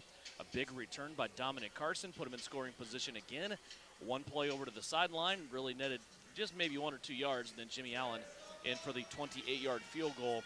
The Liberty ended that half on a 17-0 run after trailing 14-6 with 11:37 left to go. And here we are about ready to start the third quarter, and Salina scheduled to get the football once again. Yeah, and you talked about it, that fumble really kind of changed the atmosphere of this game. You saw it take the sail out of Dodge City a little bit, and then you go back to that Carson return. But Coach O'Neill going into halftime, you know he's got to go back to the drawing board, because yes, Salina's up 31-16 as we're about to start the third quarter, but the run defense has been a struggle early in this first half. Brian Berner, when you look at the defense for Dodge City, we know that they're very, very good, but they have yielded over 56 points just twice this year, and that was 62 points to the Salina Liberty on May 9th, 61 points to the Salina Liberty on May 29th, and here we are halfway through, and Salina has 31 on the board, halfway to 62. Yeah, I was really trying to concentrate a little bit on that defensive line. And I talked to Nick Bittinger, and I go, okay, what's the difference? And one of the things that he kind of pointed out was, they've got one guy in there taking up the middle, but they've really come this game with more speed rush on each of the outsides. And one of the things that he pointed out was when you look at, pull him out here, is Damari Mixon. He indicated that from all indications that this is his first game indoors. And so a little bit of an adjustment there. And Nick goes, he thinks he's got some ways that he can look to try to gain that advantage for the offensive line for the Salina Liberty. Down here on the bench right now, guys are coming out. They're excited that they've got the lead, kind of laid back, but you can also see in their eyes that there's a lot of unfinished business, and especially when you look at head coach Ron O'Neill. 31-16 our score here at the break. 15-point lead for the Salina Liberty. Brett Mathis will have his kicking team on the field here momentarily to kick it off to the Salina Liberty to start second half. Rush, you get this feeling that this may be the biggest exchange of the game here for these two teams and for the composure of this game. Obviously, if Salina goes and scores, they're up 38-16 if they get a touchdown and an extra point. That may be too much for this Dodge City team to overcome, because as we've talked about, they're not an offense that scores a lot of points or gains ground quickly. Yeah, because if they have to change their whole game plan to go into the air, it is something really they haven't done all year. And you go back to that, if they have to go through the air, they're going to have to contend with those front three. As we talked about, Jake Latimer had probably the best first half I have seen Jake Latimer have. Jalen Lowe, 2 of 2 passing the football in the first half. That is all that he has for passing. 2 of 2. Mathis on the kick. That'll start us off here for the third quarter, and he's going to maybe try to go for the one-pointer. It looked like that kick very strong, but it sailed off to the left and unreturnable. So the Liberty not only will get the football to start second half, but they will start at the 25-yard line. Down as many points as Dodge City is, you take the risk of a 1 point or giving it to this high-powered Salina offense at midfield. Kind of a no risk, no reward in my book. Well, you give Salina a very good field position. So far, they have not been stopped when they've had the football. They are 5 of 5 on scoring drives, including the field goal to end the first half. 31-16 is our score. Kelvin McCoy flanked by Bittinger on the left, Kamali Matthews on the right. Stein walks the lone receiver to the left-hand side. Here's the snap back to Tyree Adams. Fake pitch out to the right to Tracy Brooks. Now he's going to backpedal as he has a couple of Dodge City linemen right in his face. Misses Ed Smith on the crossing route. Tyree Adams was knocked down. incomplete pass will bring up 2nd down and 10. Yeah, and Ed Smith kind of fell down simultaneously, backpedaling to try to get the ball as Tyree did. So kind of a busted play there. And you talked about it, a big possession here, not really for Salina, but for the whole outcome of what could come of this game. 2nd down and 10. Ball still sitting on the 25-yard line. Adams this time will have all 3 receivers to the right-hand side. Pitch out, Tracy Brooks. He wants to run that way. Tracy has 5, 6, 7, 8, 9, 10. And then brought down there, and look who is out in front. 10 yards downfield again. There's Kamali Matthews blocking and leading the way. Yeah, and there's a reason Haran O'Neal runs to that right side so much. When you got, we beat it till it's dead, but Kamali Matthews just will drive guys 10 to 15 yards down the field. We've seen it over and over again these last few weeks he's been here. Speaking of that right-hand side, that's a spot that used to be occupied by big Josh Hughes. Josh was unfortunately injured at Sioux City during the game there. He had a nice post on Facebook, on social media yesterday about his healing and his progress. Josh, if you were watching and or listening, still thinking about you. You are definitely still part of this team and a part of the Liberty family. So glad to hear that you are on your way back and the road to recovery is doing well, my friend. Here's a run again. This is Tyree Adams this time. Little read option, Salina Liberty style. Adams will take it to the 10-yard line, and it will be 1st down and goal for the Liberty. Little Adams family playing there after that Tyree Adams, quarterback keeper. I don't know if Houdini has any music out there, but it appears it's the Adams family now. Yeah. All 3 receivers left-hand side. Liberty want to run again. Here's Tracy Brooks. Brooks will take it to the 5 before he is brought down there against the wall. It's a gain of 5. 2nd down and goal now from the 5. And Dodge City really hasn't, they haven't stopped Salina on a drive yet. You get a heavy dose of Tracy Brooks down here, and then just when you think they're going to do that in the first touchdown of the game, they throw a little bubble screen as Tyree goes under center to hit Waheem Bird just for a quick little screen for 3 yards. So, really the playbook is wide open for Salina at any end of the field. Here comes Kelvin McCoy with his offensive line mates. Brooks still in the backfield, this time right hip. Everybody loaded up right-hand side. Fake pitch that way. Adams to the end zone. Steinwalks, touchdown. Chad camped out right in the middle of the field, right at the goal line. And Tyree Adams, after faking the handoff, just rose up all in one motion, threw that football into Chad's hands. And now Chad's Mafia going crazy here at Tony's Pizza Event Center. Not only Chad's Mafia here, but his uncle, some of his cousins made the drive from Buffalo here tonight to watch him play. Nice. And that might have been maybe a young man who found him to run him down there. Or cousin, I guess I should say. 37-16 now. Jimmy Allen on for the extra point. Tracy Brooks ready for Jimmy to give the to-go signal. He got it. Now he turns his attention to Kelvin McCoy. Snap is good. Placement down. Jimmy Allen's kick is up, and once again, right down the center. And Nick Bittinger showing some emotion. His old big 5'4" comes off the field, rips off his helmet, and telling the crowd to get into it. This Liberty team now have extended this run, guys, all the way to 24-0, dating back to 11:37 left to go in the second quarter. And you talk about Nick Bittinger showing the emotion. Really one of the first times we've seen Nick show that positive emotion as getting into this game. And something we kind of noticed when they come out at halftime or when they came out even for player intros, it just was a different vibe with this team and some guys that we have seen that are just, I'm a head down, I go do my job, and then I go home. A little different tonight.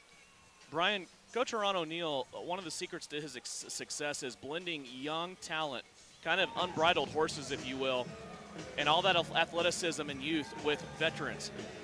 There's a lot of guys that we can put on this list as in biggest improvements of the year, but Nick Bittinger has to be in the top 5 on that list, doesn't he? Yeah, I definitely would agree with you. How he has developed, he's been that kind of unsung, and he's really that quiet leader. The guys will follow kind of the example that he puts out there. He never quits on a play. He may not have, the Kamali Matthews size, but what he does and how he uses everything he's got within him is just outstanding. He does a fabulous job. Jimmy Allen out. He'll put the tee a shade to the left this time, his left. as he looks down the field. Once again, awaiting the kick will be Gerald Thomas for the DC Law. Jimmy checks on his running mates on the coverage team. They're all ready to go. Here's a high end-over-end kick, and it will take Thomas back about 5 yards deep. Gerald now out to the 5. Stutter steps at the 8, and that did not matter. Naquan Thomas there to arrest him, and look who went flying over the top. There's Jake Latimer, the old guy, still getting it done out there on special teams as he pats Naquan Thomas on the helmet. Now those two will settle in here on defense. Yeah, something interesting. Chad Steinwach, just kind of prior to that kickoff, was telling me, he goes, you know, that's my first touchdown here in this building. Everything else he's had this year has been out on the road, which kind of found hard to believe. Interesting, but that is, yeah, true. Absolutely. Of course, his first game was against the Dodge City Law. Out in Dodge City, had 2 touchdowns. We always talk about, probably should have had 3. Tyree missed him wide open in the end zone one time. Here's Dodge City now deep in a hole. They're going to run to Cameron Booty, who will get to the line of scrimmage, maybe a yard, but not much more than that, as Naquan Thomas and Travis Taylor there to arrest him. And Ron O'Neill, let's go back to that kickoff, Devin. Special teams has been big for Coach Ron O'Neill. Needed work, needed work. The kickoff coverage has been excellent tonight when the ball is up in the air. Really the first time we may have seen these consistent kickoffs by Jimmy Allen not be squib kicks, and the coverage doesn't have time to get down there. That's a great point. 2nd down and 10 now after the no gain by Cameron Booty on first down. Snap back. Now a scramble. Under pressure. Hit as he throws. Dead duck up in the air. Kendrick Harper drops the football at the 10-yard line. K-Hop was coming on the run, had the receiver draped on him on the back, and Kendrick Harper could not complete the interception. And back near the wall, it looks like maybe Jalen Lowe might be a little shaken up. He took a big, big hit from Jake Latimer, I believe. Yeah, and he hung in there for a long time, maybe a half second too long to throw the ball. But Kendrick Harper. K-Hop's going to want that one back. Yeah, every time. He's going to catch that 9 out of 10 times, and that just happened to be maybe 99 out of 100, and that was the one that got dropped. And the dangerous thing about that, if he completes that catch, we might be looking at the Liberty's first defensive touchdown because he was in return mode. Yeah, he had a full head of steam and about 5 other defensive running mates ahead of him ready to go. 3rd down and 10. 9 minutes left to go in the 3rd quarter. Dodge City desperately needs some yardage here. They're at their own 10-yard line. Here's the fake on the handoff. Lowe back to pass. Now under pressure again. Latimer trying to get free. Lowe's going to pass. Hit by Latimer up in the air, and it's going to be pass interference. Rayshawn Stewart had to do it. The ball was up in the air. The receiver saw it. The defensive back did not, Brian, right in front of you.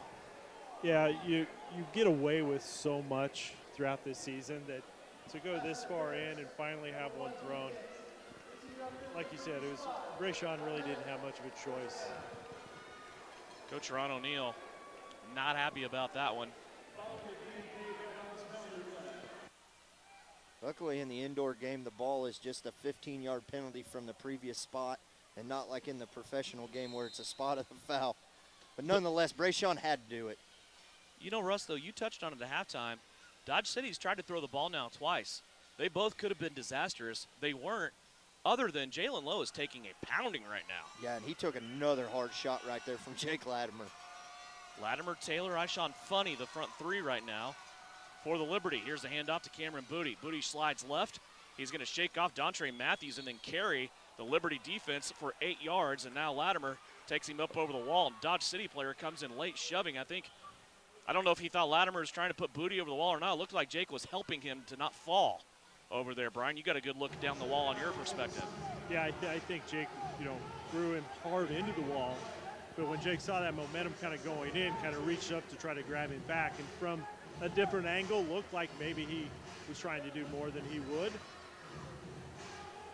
But cooler heads have prevailed. For now.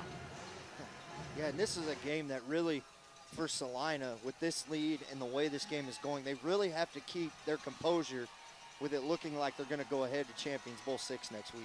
2nd down and 2. Nice run there by Cameron Booty. He will come through, take it again, looking for the first down. He will be held short. Latimer and Taylor driving backwards. They stopped him right at the point of attack. No gain on the play, as those two, they've been getting it done for a really long time. Yeah, once again calling Jake Latimer's name on about the last 4 or 5 plays on this defensive end. And we go back, he's continuing that unbelievable first half he had with the block kick and the fumble fingers and not seeing it in. He could have had points there, but, you know, just nonetheless, 44 is having an excellent game. You look at the defensive side of the ball, he is definitely the player of the game thus far, is Jake Latimer. Some sort of equipment timeout.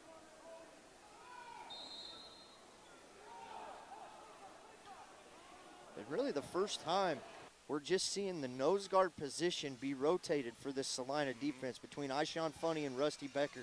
I believe it has been Travis Taylor and Jake Latimer the whole time at the defensive end spots. Yeah, I believe you're right. Of course, Shaq Bradford inactive. Just Coach O said it was a matchup deal against this Dodge City team. He wanted 2 linebackers in there.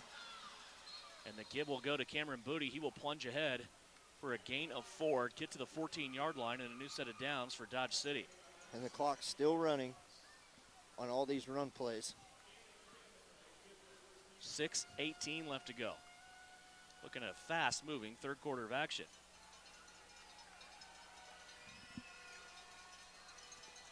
Dodge City breaks the huddle. And they're going the whole way so far. A quarterback for the DC Laws, Jalen Lowe. Snap back to Lowe, wants to pass. From the backside, here comes Taylor. He dives, can't get there. Lowe's going to take off and run right into Dontre Matthews at the 10-yard line. I don't know if he went up against the wall there or not. Looks like they're going to spot him at the 8. Boy, Travis Taylor was just a centimeter away from a handful of shoelaces. Yeah, and Lowe could feel him breathing down. He kind of took a peek back at the shoestrings, and then as soon as he looked up, he had a whole lot of number 4 Matthews right in his face to put him in the wall. 2nd and 4 from the 8. 5.5 minutes left to go here in the third. 38-16. Salina leading. Right now the Liberty currently on a 24-0 run. Empty backfield again, but Cameron Booty will come in, be the running back. He'll take the handoff, runs right into the back of one of his offensive linemen, and then Jake Latimer completes the arrest. And now we got a flag on the play. Ishawn Funny got tangled up with one of the offensive linemen for Dodge City and popped his helmet off, Brian. Yeah, you're going to have a penalty against Ishawn Funny, taking the hand to the face. So that'll be a personal foul.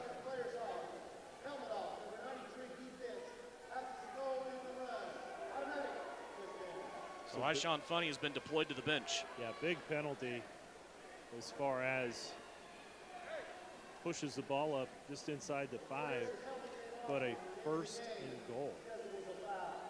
So the nose of the football will be sitting at the 4. Rusty Becker will come in for Ishawn Funny. And he will occupy that defensive tackle spot, the nose guard right over the center. Cameron Booty got up also after that run, a little bit gimpy, guys. You might want to keep an eye on that. He's still limping as he's going to go out to the left-hand side. 4 seconds left on the play clock. Lowe asking for the ball, gets it with 2. Naked bootleg out the left-hand side. Travis Taylor there, but Lowe dives. Did he get it? No signal. Officials, no signal. They're still looking at each other. I'll be honest, it looked like he had the ball across the line. Did a really nice job of stretching and trying to get that. Jalen Looks like Lowe. they're going to say knee was down, so put it about the 1-yard line. Boy, and that was a naked bootleg with nobody out there to help him. He was all on his own, and Travis Taylor read it great, and Jalen Lowe just sold out.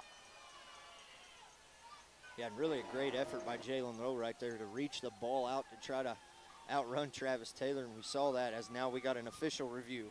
Boy, we were doing so good, weren't we? You said it. 4:27 left to go in the third. Got to take a 2-minute timeout for an official review. Was it a touchdown or not? Back with more on KINA.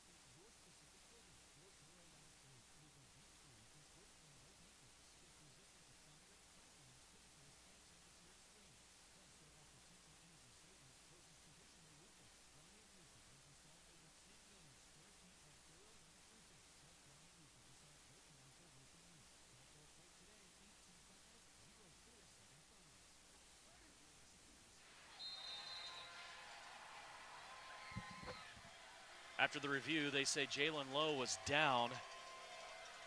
So the ball at the 1 for the Dodge City Loss. Second down and goal. Here's Cameron Booty. Went right up the gut, and he will score. Booty in the end zone as Cameron scores the first touchdown for the Dodge City Loss since back in the first quarter of action. Or excuse me, they scored one really early second quarter. Yeah, and Cameron, with running as hard as he does, he's almost kind of like Tracy Brooks when you're down there, when he gets a downhill head of steam, especially when he goes in motion. You know, Tracy Brooks starting at a dead stop in the backfield, Cameron Booty coming in motion. It's really hard for Salina to step up and stop right there, as it looks like they thought they were going to go for 2, but now Brett Mathis out on for the extra point.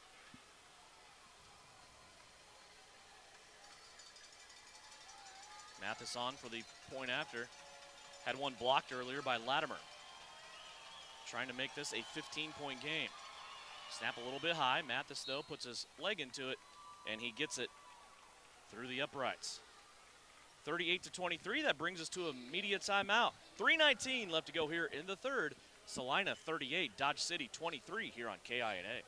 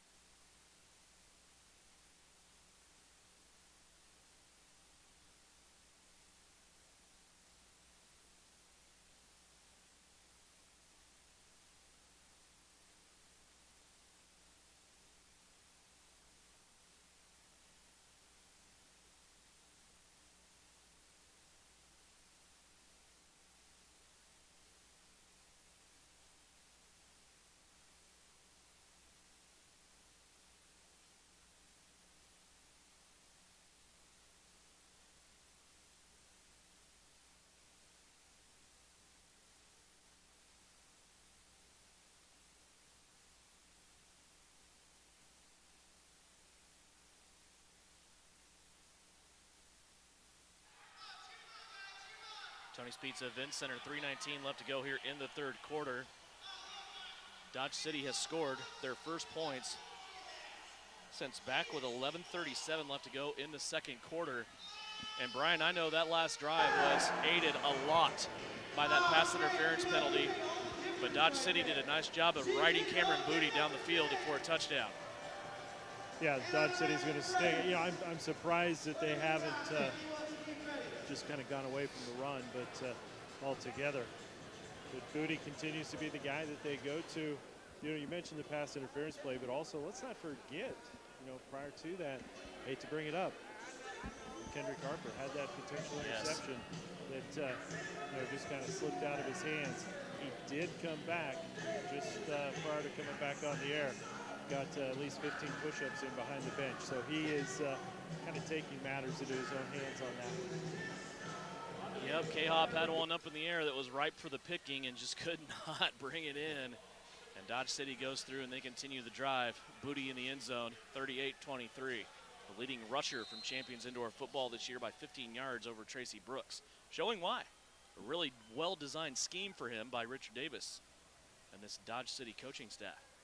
Brett Mathis has his hand in the air, slides that football all over to the right-hand side as he views it. He'll kick it to Dominic Carson, 3 yards deep in the end zone. Here comes DC, 5, 10, 15, 20. Slips through a tackle, stumbles down to the 25, and a crowd of people at the 20 of Dodge City, and brought down there. Boy, Dominic Carson has touched the ball 3 times in this game and made an impact on all 3 times so far. Yeah, just a half cut away there from breaking it. If he could have planted his foot about a half yard sooner, ran into the back of one of his own guys, and looked like, I don't know, Jaden Dobbs might have been in there on that tackle. And, you know, Dominic nonetheless giving him great field position, and kind of a name we haven't called a lot, Jaden Dobbs. Usually when we see him around, his name being brought up a lot. Jaden, the leading tackler in Champions Indoor Football this year, just edging out Naquan Thomas for the Salina Liberty, both linebackers. 3 wide receivers, right-hand side. Tracy Brooks goes underneath the formation, takes the quick handoff from Tyree Adams, and Tracy explodes for 6 yards on first down. That'll bring up second down, and 4 o'clock continues to run. 2:35 left to go here in the third quarter. Liberty leading by a full 2 possessions, 38-23. And once again, the guy furthest down the field, nonetheless, Kamali Matthews, just leading the way as Huron O'Neill continues to pound that right side of the offensive line. Tracy Brooks will go to that side, out wide as a receiver in motion. Shelley, Bird, Smith to the left. They run the same play. This time Tracy Brooks sweeps from right to left. He gets inside the 5, destroys a Dodge City defensive back while he gets there. And again, Kamali Matthews down the field. Brian, how is Kamali beating Tracy Brooks to these spots? He's always out in front. Yeah, I wish I could tell you. That guy just continues to just motor. And it's funny. It appears, he's going down and just wants to get in the face of those Dodge Cities players. But then when you see him turn around and work this way, you can just see he's just smiling and having fun. Oh, yeah. Molly at that right tackle spot. First down and goal from the 5. Pitch out Tracy Brooks again. He has it inside of the 5. Another pancake block for Kamali Matthews. Nick Bittinger in there as well. And Tracy Brooks will advance it to the 1.5-yard line. Second down and goal from there. Yeah, Lance Matthews from Dodge City has really kind of been the brunt of this Kamali Matthews blocking show.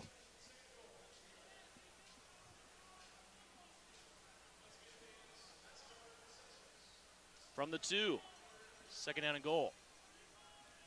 3 receivers to the right-hand side. See if they go back to Tracy Brooks here. Under a minute left to play in the 3rd. Pitch out Brooks. Finds a crease. Plants it. Tries to get in there. That time, Lance Mathers able to make the tackle from behind as Brooks maybe got a half a yard or maybe a full yard. They're going to say he's down at the 1-yard line. 3rd down and goal now. And this clock continues to run. Salina will have to get one more play off here as there's about a 6-second discrepancy between game clock and play clock. But Coach Ron O'Neill, not in any hurry here. I think he's downshifted into about 3rd gear and just chewing some clock while chewing up yardage. Again, this Salina offense has not been stopped. They've scored every time they've had the football. Heavy on the left-hand side. Here's flags. This is going to stop the play. And Tracy Brooks gets body slammed by Demaria Mixon. Yeah, I don't know how you can really get up and flex after you've thrown a guy down who has stopped on the whistle. We'll see what. There was a lot of movement on both sides of the ball there. It really was, and now the officials will speak about it. So the clock should run once they get the ball back, so that should end the 3rd quarter. 8 seconds on the game clock right now. 38-23 is our score. Tyree Adams so far in this game has been really good. 4 touchdowns for Tyree. A rushing touchdown for Tracy Brooks. A field goal for Jimmy Allen.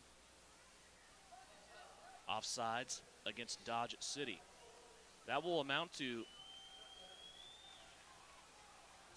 about half a yard. Yeah, Ed Smith will come off. Huron O'Neill asking if the clock's going to start, which it looks like the White Hat will wind it up here. They're bringing Travis Taylor in here on offense. Yeah, And that will be the last play of the 3rd quarter. Huron O'Neill will have a chance to get this set up. At the end of 3, Salina 38, Dodge City 23. Salina knocking on the doors. We start the 4th quarter. When we come back, you're listening to Salina Liberty football as they play the Dodge City Law in the championship semifinal on KINA.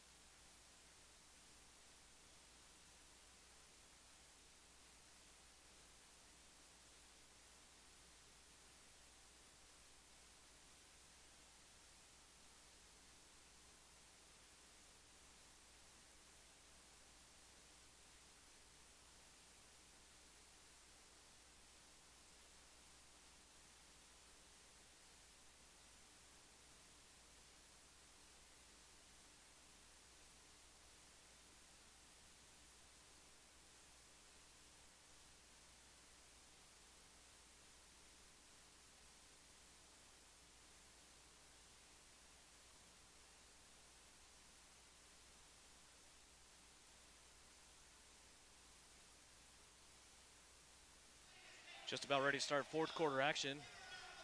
Salina Liberty lead at 38-23, knocking on the door looking for more. They will have to make the long trek all the way back on the other side of the field. About 49 yards, Brian Berner, as the Liberty will start out here on your end of the field with a 3rd and goal at the half-yard line. Yeah, 3rd and goal, half-yard line. You really can't get much closer than this.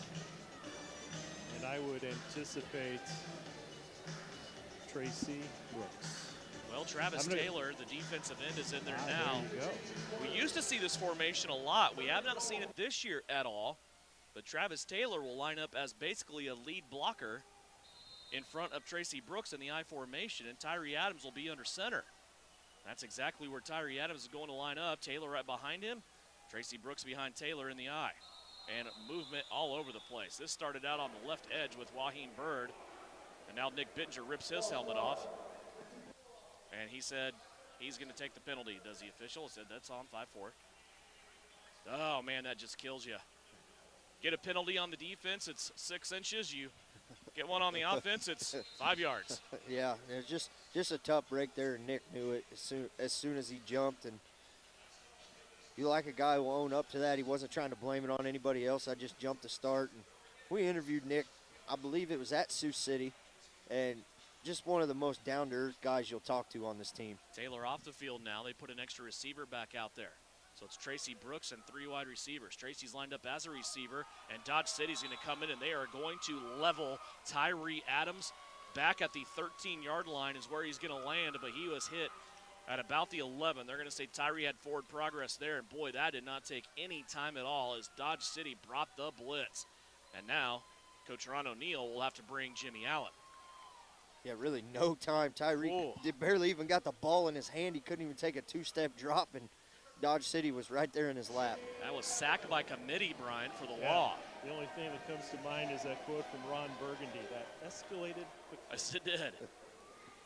So the line of scrimmage now is at the 11-yard line. Tracy Brooks is going to take a knee. Placement of the football will be at the 13-yard line. This will be, or excuse me, the 18-yard line. This will be a 26-yard attempt.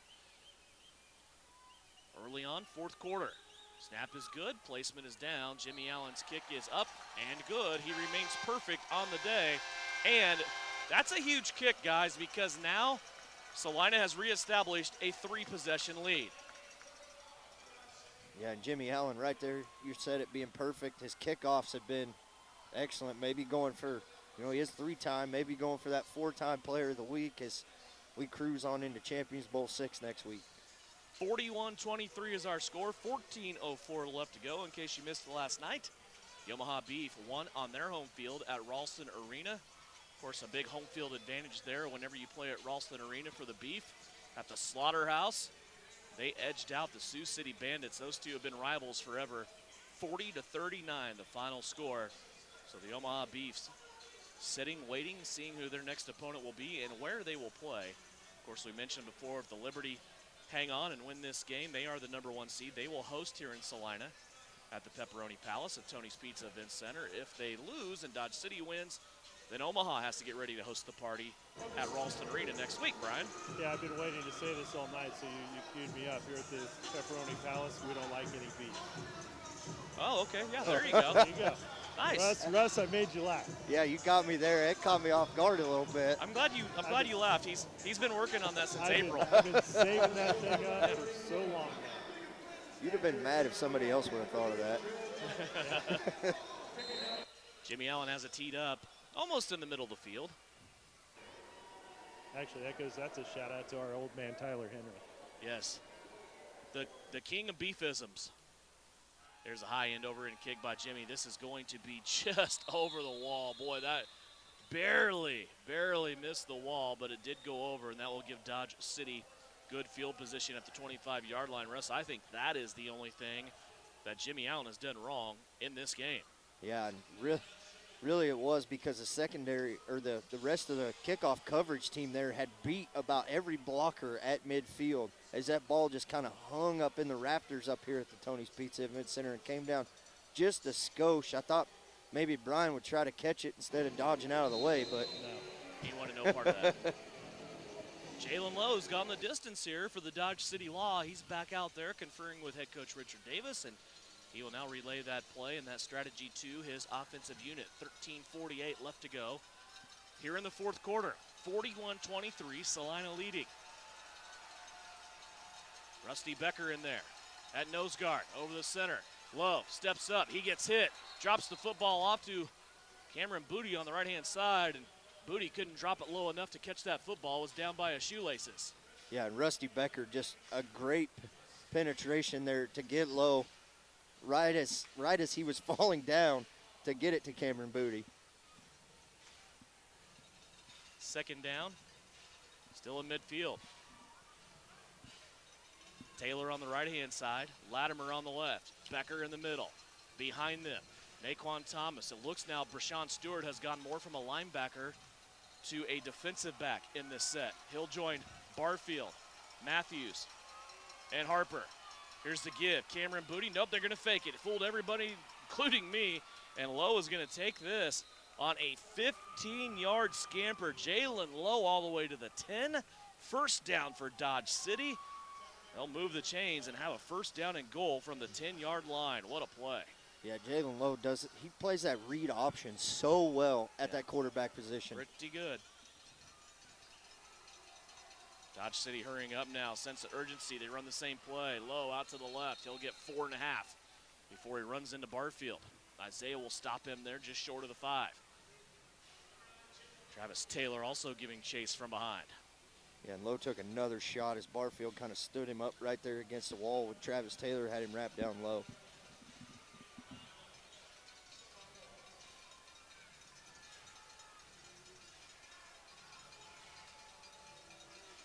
Dodge City comes to the line of scrimmage as we go under 12 minutes left to play. Extra lineman, glorified fullback, whatever you want to call it in the backfield, still here for Dodge. Cameron Booty takes the handoff, and he falls down. Booty down at the 5. We got tackled by the 7. Jake Latimer looking to the bench. He's asking for somebody. Oh, he wasn't coming out. He was asking if somebody else needed Travis Taylor, the last couple plays I've noticed, has come over and he's bending over. And it looks like he got dinged up or something. I think Latimer was going to get Taylor out of the game, bring Ishawn Funny in, but then he looks at Travis Taylor, points at him, and Taylor said, Yeah. So then Latimer waved Funny back off the field. Big play here, 3rd and goal from the 5. Lowe back to pass, under pressure, has to duck under Travis Taylor, and he's destroyed by Taylor, Becker, and Latimer. Oh my goodness, the house just fell down on Jalen Lowe back at the 9-yard line, and a big sack for the Liberty defense. You think Jake will believe him now when Travis says, no, I'm good, I got one more play in me? Yes. Now Latimer will come off here for a 4th down. Ishawn Funny in. And bringing up Brett Mathis for a field goal here. Trying to get the 3 back that they just surrendered and make this a 2-possession game. When you got probably one of the best kickers to play the indoor game. Mathis will kick this from the 17-yard line. 25-yard attempt. The crowd at T-Peck starting to get into it here. The snap, the hold, and the kick is up and missed wide left. Not a lot of pressure on Brett Mathis that time. It looked like all 3 phases went well up until the kick, and it got pulled wide to the left. So now the Liberty will take over at their own 5-yard line. 10-12 left to go, leading by 18. Brian, that was a huge, huge problem for the Law. Yeah, there was nothing good about any of that for Dodge City. And it's rare to see Mathis miss like that. It's I don't know what his stats are for the year, but I've got to think he's probably definitely in the 80% accuracy, if not higher. Especially on makeable field goals like that, you're definitely right. So now, Tyree Adams and his offense that has been very efficient brings their game back out here at their own 5-yard line. 3 wide receivers to the right, 1 to the left. Empty backfield around Adams. Tyree looking, little hitch right out to Tracy Brooks. TB will take it at the 10, and then brought down there after a quick 5-yard gain. Brings up 2nd down and 5. Clock continues to roll here. 9:53 left to go. Yeah, you wondered there if Coach O'Neill he talked about it to us. He wanted to put up points, and 41, is nothing to shy away from when you only allow 23. But empty backfield there, I thought maybe they would take a shot down the field. Clock's going to run regardless, so. Two wide receivers to the right. Stein walks a solo to his left. Tracy Brooks in the backfield. Fake pitch out to Brooks. Crossing route, Stein walks. Caught it at the 14. Turns, runs, makes it to the 20. Brought down there. First down for the Liberty. First down and 10 from the 20-yard line. Steinwalks is, how do I want to say this, Brian? Almost too smooth. He just catches the ball and then turns around and somehow finds 6-7 yards after catch every time. Yeah, he's strong. And, we saw it earlier on the play when he kind of hurdled the guy. He's not afraid to throw out that stiff arm, and those defensive backs just kind of pop off of it. Chad, a big guy, 6'4", 220. First down and 10 for the Liberty. Adams, empty backfield, another screen play. This one out to Brooks. Brooks will get 2 yards, as those blocks did not formulate quite well enough for the Liberty to break out on that one. They do get 2. It's second down and 8. Meanwhile, clock continues to melt. I'm with you, Russ. I'm surprised that Coach O'Neill hasn't tried that deep ball. I think he's wouldn't be afraid to try to throw that dagger in right now. Well, and it seems also they're playing it safe, does it not? I mean, a lot of runs, a lot of screen passes, things like that. You're gaining yardage, but you're not high risk. And seen Tyree throw the deep ball early in the season with plenty of accuracy, and really only one to Jason Shelley in this game. Here's the give underneath. Brooks, as he came from the left wide receiver spot. Kamali Matthews with a pancake block, and the ball comes free, but Nick Bittinger there to recover it. If Tracy Brooks wasn't down, Liberty still have this football because Bittinger was there following his running back. Yeah, and usually if Tracy Brooks is getting tackled and not scoring touchdowns, those 3 offensive linemen are somewhere near him. Richard Davis and Kamali Matthews having a verbal exchange. I don't know if I'd take that one on either. Well, just say this, I'm just glad Kamali Matthews is on our side. Kamali used to be in Dodge City. Yep. But not for Richard Davis. He was there with Coach Ron O'Neill. First down and 10 at the 19. Snap back to Adams. Fakes it this time to Brooks. Tyree wants it all to the end zone. Back of the end zone. Over the wall. And a catch. Yes. Right in front of Brian Berner. That was fast Ed Smith. And that was really, that was a bad place to land because there's a little substage there with a camera on it. And Ed somehow doubled up and fit right between that crease, Brian. Yeah, he came back over and went down. And actually, as you said, there's maybe about 1.5 feet, 2 feet at most. And then you're looking at about a 4-foot drop. He went in, and honestly, I'm shocked that he got up as quick as he did because his neck was bent over right at the base of this board. But just dedication, and Ed Smith sees it from start to finish. He dropped one over at that wall earlier. He was not going to let that one go down as he has his first touchdown of the night. The league leader in receiving touchdowns now, Ed Smith, has 15 touchdowns on the season. His running mate, Waheem Bird, has 2 in this game. He has 12 for the season, and the extra point by Jimmy Allen is up and good. Media timeout with 6:18 left to go in this game. Liberty pull away even further, 48-23 here on KINA.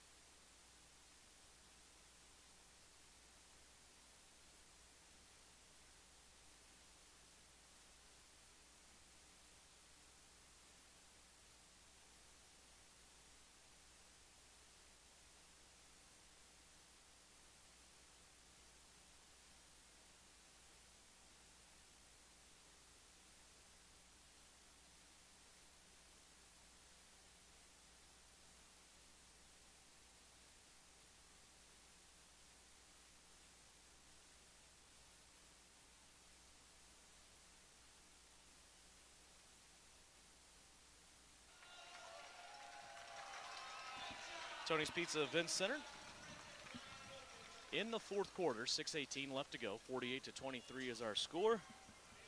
Devin, Russ, Brian, Big Sam back at Studio Central, putting the rounding 6 minutes on this one as we approach the 9 o'clock hour, about 7 minutes away from the top of the hour. Salina Liberty football brought to you tonight by Salina Wholesale Liquor. 3 locations in Salina, 1 on Iron and Ohio, 1 over by Sam's Club, right when you walk in the entrance, and 1 behind Qdoba over on 9th Street, all in Salina. They are close and quicker, Salina Wholesale Liquor. You know the great thing about Salina Wholesale Liquor, Russ? A lot of people think the one right in front of Sam's Club, you have to have a Sam's Club membership to go into. No, sir. No, you don't. Yeah. And they do a lot of case ordering, too. So if you want a case of something, Brian's going to have a big weekend, you want to go get a case, that's where you go. They'll get discounts. The Devin discount. Yes. Is that it? Yep. I prefer the one on Iron, as it conveniently is located right next to my office. And 34 cooler doors. Here's the kick by Jimmy Allen. They're going to pick it up, finally, and try to return it here. This is Gerald Thomas again. Thomas still working. He's dodging heat-seeking missiles all over the place, and finally he's brought down at the 16-yard line. We have a Dodge City Law player down across the way between the 15 and the 20, so we will have to check on him. The coverage for the most part tonight, guys, I think has been okay. There was that one kick return that kind of felled around in the end zone, and then Thomas picked it up and had a big return out of that. But I think other than that, I think it's been pretty good for this line of Liberty. It's something that they've struggled with this year. Yeah, and it's as Jimmy Allen gets the ball in the air, if he doesn't get the right bounce and the coverage team or the receiving team can get it on the run, seems to be where Salina struggles. Saw Jimmy Allen, after that first 2 kickoffs, put the ball in the air and allow the coverage team to get down there, and it has really helped the coverage team for Salina. Coach Ron O'Neill and this Liberty team looking to make it to the championship game on Saturday. If they host, it will be on Saturday. 6:35 kick here at Tony's Pizza Event Center. We'll have it for you here on KINA and also on the YouTube, Champions Indoor Football. Still working on a Dodge City Law player that is down across the way. Could not see who that Law player is. It's Ivan King. Okay, thank you. The Law with numbers just on the back of their jerseys. Again, heard before the game that the Dodge City Law name, branding, whatever you want to call it, going to go away at the end of this year. This team will be rebranded and still remain in Dodge City, just have a different name and possibly different other pieces too. And I think Champions Indoor Football is going to be very interesting to watch in the offseason. Of course, you had West Texas down in Odessa did not play due to the pandemic situations. Also Amarillo Venom, same situation. So you would expect those 2 teams to be candidates to come back into the league for 2022. But also there's some things out there floating around. Will Enid get another team back in there? We also know about the team in Billings that will be there. We've heard rumblings of teams in Rapid City, maybe Loveland, Colorado, maybe Topeka, Kansas. So, this league could easily go from 6 teams this year to 8, 10, 12. I mean, where's the ceiling on this? We don't know. Yeah, and is there a ceiling? Will this league put a cap on how many teams are in? I would not think so, because you would want to grow the league as much as you could for branding-wise for the CIF. And you talked about an Amarillo that we've heard they will be back into the CIF next year. Always tough in every game they play. Always. We went down there in 2019 twice or one time. I know one time for sure. Yeah. And that team always brings a struggle to this Salina. Not only Salina, but everybody in the league. Yeah. Of course. It's Brian? Good places to eat in Amarillo, too. Yep, absolutely. And that's how I plan this league around. Good places to eat. So that will all be processed and decided through the league office in Omaha in the offseason. Here's Dodge City now with the ball. First down and 10 from their own 18-yard line.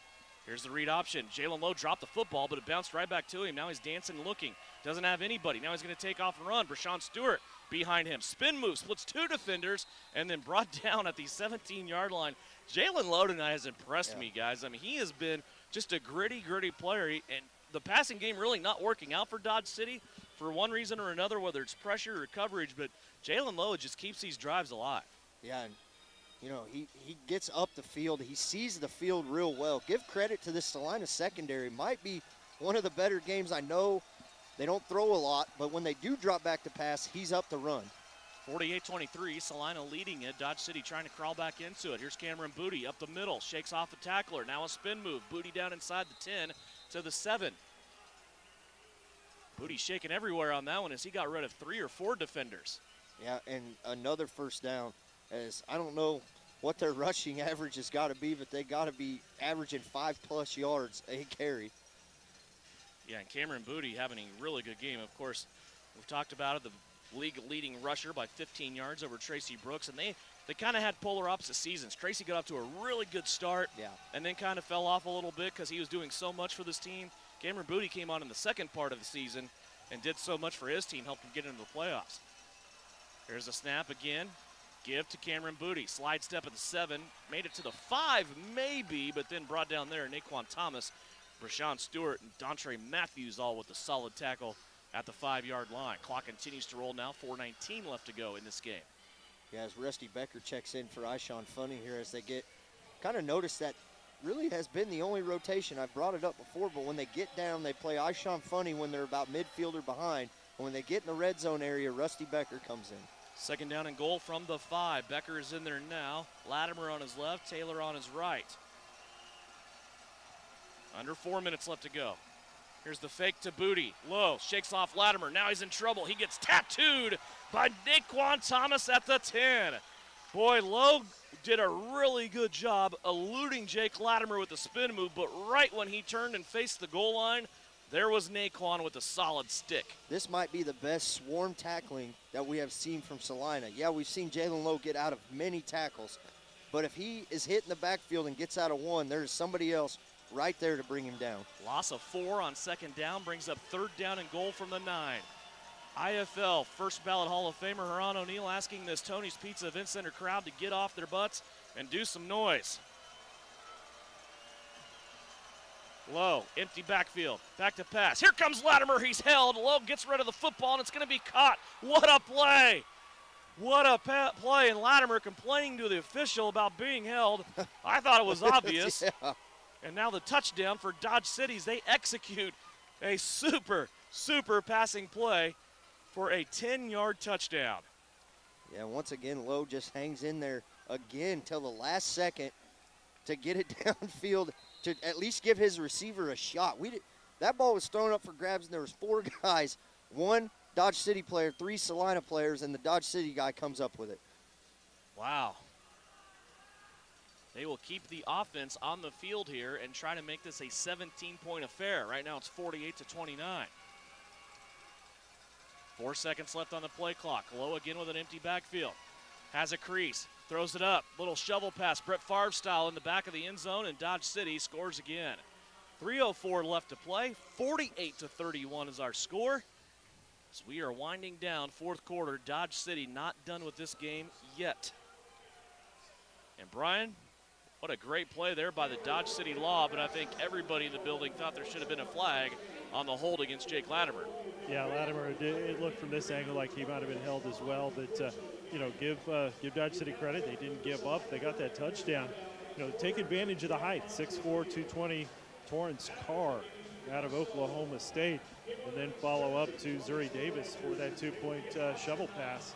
So, there's no quit in this Dodge City team, but, right now, not only are they going up against Salina, they're also going to go up against the clock.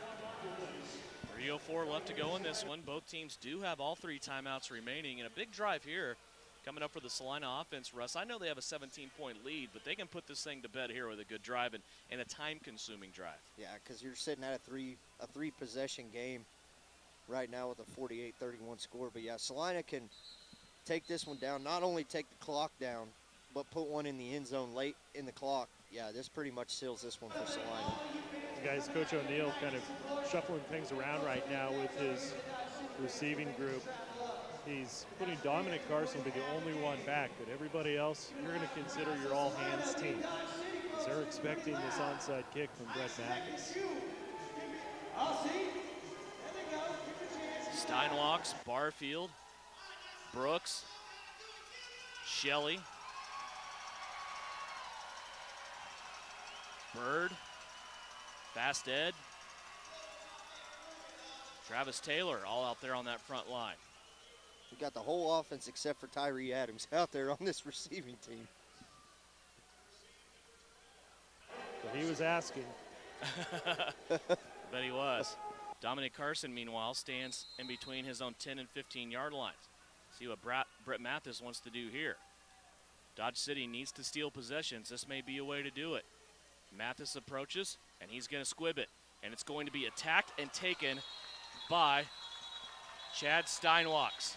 The receiver over here on the near side, we got a flag on the field, was about 3 yards offside. It was the first one to make contact with Chad Steinwachs. Boy, and what Steinwachs did there, I mean, it takes guts of steel to do that, but that's exactly how you want to approach that. Don't sit and wait on the ball to come to you. Go get it. Go attack the football. That's exactly what Chad did with his big frame.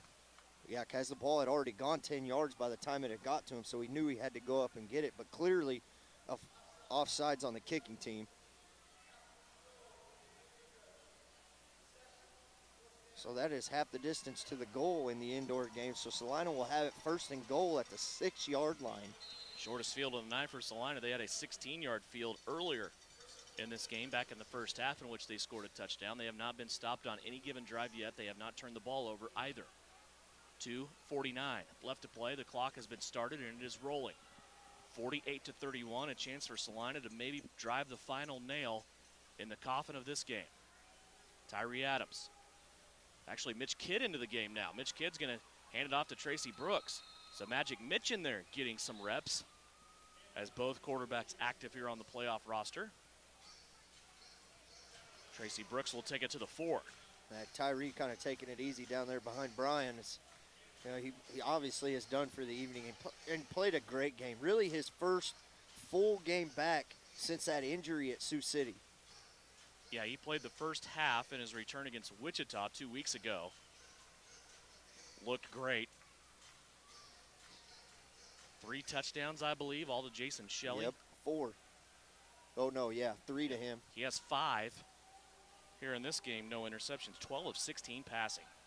Pitch out, Kidd to Tracy Brooks. Brooks looking for space, carries the pile down to about the 1, and that clock will continue to run. Salina can't take this all the way to the 60-second warning, but it can be close. They're about 7 seconds off of that. And no timeouts, no attempt to be timeouts by Dodge City. So, would have expected with 3 on the board, Richard Davis might have attempted to use any of those, but maybe he's just said, you know what, enough's enough, let's just get this done. Could be the last minute 19 of the Dodge City Law franchise. That wasn't even supposed to exist at the beginning of this year. Nope. Came out of Enid, went into Dodge City, made the best they could out of it, edged into the playoffs. And now a timeout will be taken by Salina as they took that play clock down all the way, the most that they could. Now 1:08 left to go here in this game. So Dodge City did not get a preseason game in, or a non-conference game of this season. They came in, they were able to get 4 wins. But when you look at their schedule, they are 0-4 against playoff teams. They did not play Sioux City this year, so they never got a chance to see the Bandits. And they are 0-4 combined coming into this game against Omaha and Salina, losing to each team twice. Yeah, and just kind of squeaked. We talked about it. The Salina, Omaha, Sioux City, really, not really Sioux City so much, just Salina and Omaha kind of separated themselves, and it was kind of a jumbled up mess at that 3, 4, 5 position. 1:08 left to play here. 3rd down and goal. Football setting just outside the 1 as Kelvin McCoy grabs it with his left hand. 3 receivers on the right.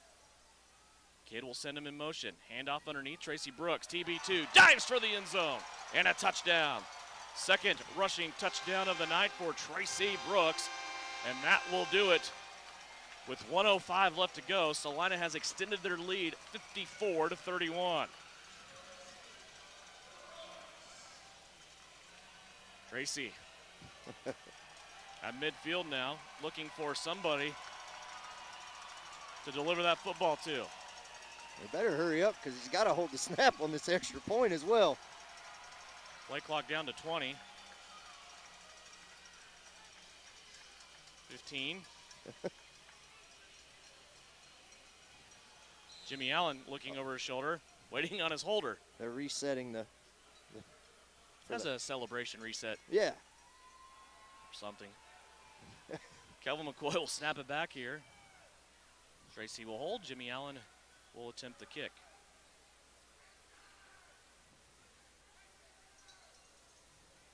Good snap again by Kelvin. He's done such a good job tonight.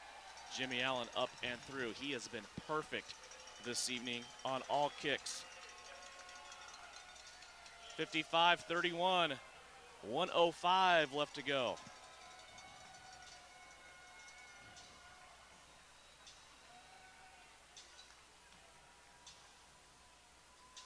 Well, Brian, think you can go ahead and put in your planner that you'll be here again next week? Yeah, I think I'll free next Saturday night up. It should be fun.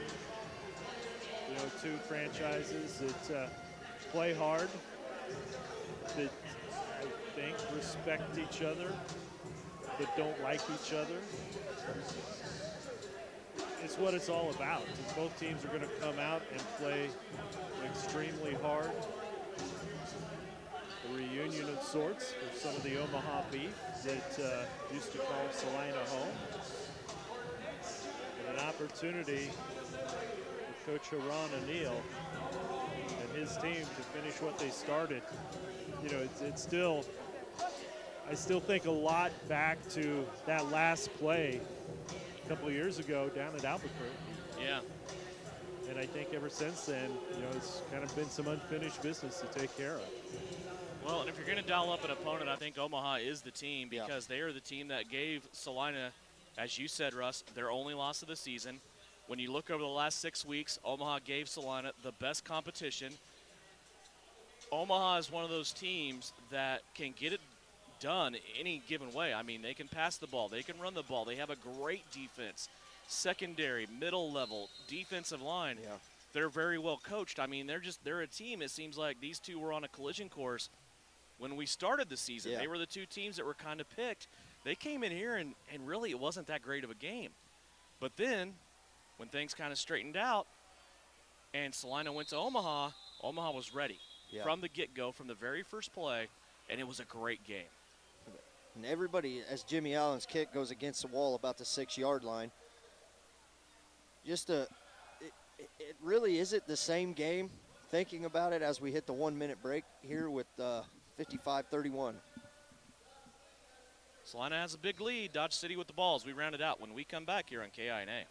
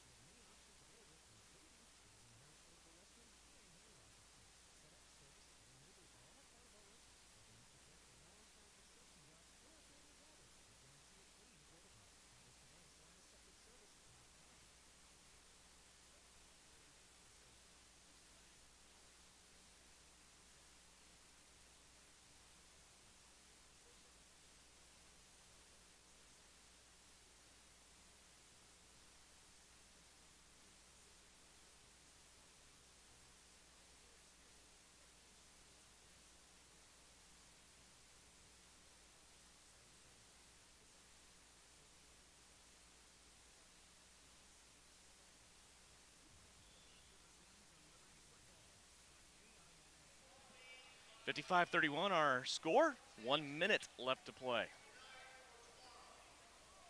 Salina Liberty looking to finalize this, get their 11th win of the season. That is the most in Champions Indoor Football.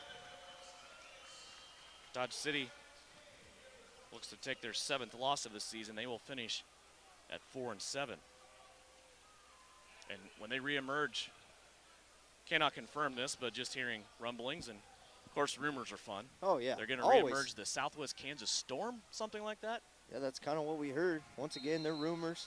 There is some known facts of teams coming back, but more the merrier. Yeah, we need all 'em. the teams. First down and 10 for the Law. Cameron Booty will finish it out. A little bit of a stiff arm there on Brashawn Stewart.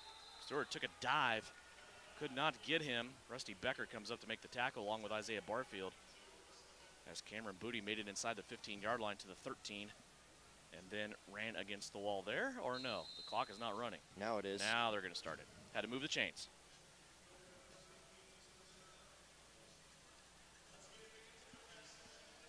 So again, Salina Liberty put up one of the largest point totals against this very good Dodge City defense that they have given up all season long. Lowe has to one-arm this snap. Now trying to get to the outside. He is going to be brought down before he gets to the wall. Clock continues to run, and that might do it. 23 seconds on the game clock. See if Richard Davis wants to get one more play off, or it looks like he's just going to let this one run down here. 12 seconds on the game clock. Play clock has almost a half a minute.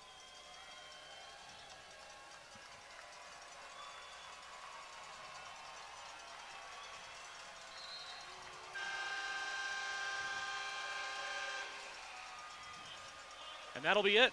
55-31, our final score. Richard Davis and Dontre Matthews exchange greetings. And the Salina Liberty will get their 11th win of the season, and the celebration begins. Looking forward to the game next Saturday night here at Tony's Pizza Event Center, as the Omaha Beef will come to town. Will be the third matchup of the season between the Beef and the Liberty, and they will have split, each of them winning on their home field throughout the regular season. In this game, Tyree Adams was spectacular. Yeah. Houdini comes out and he throws 5 touchdown passes. Tracy Brooks, the leading rusher with touchdowns in Champions Indoor Football, added 2 more onto his total.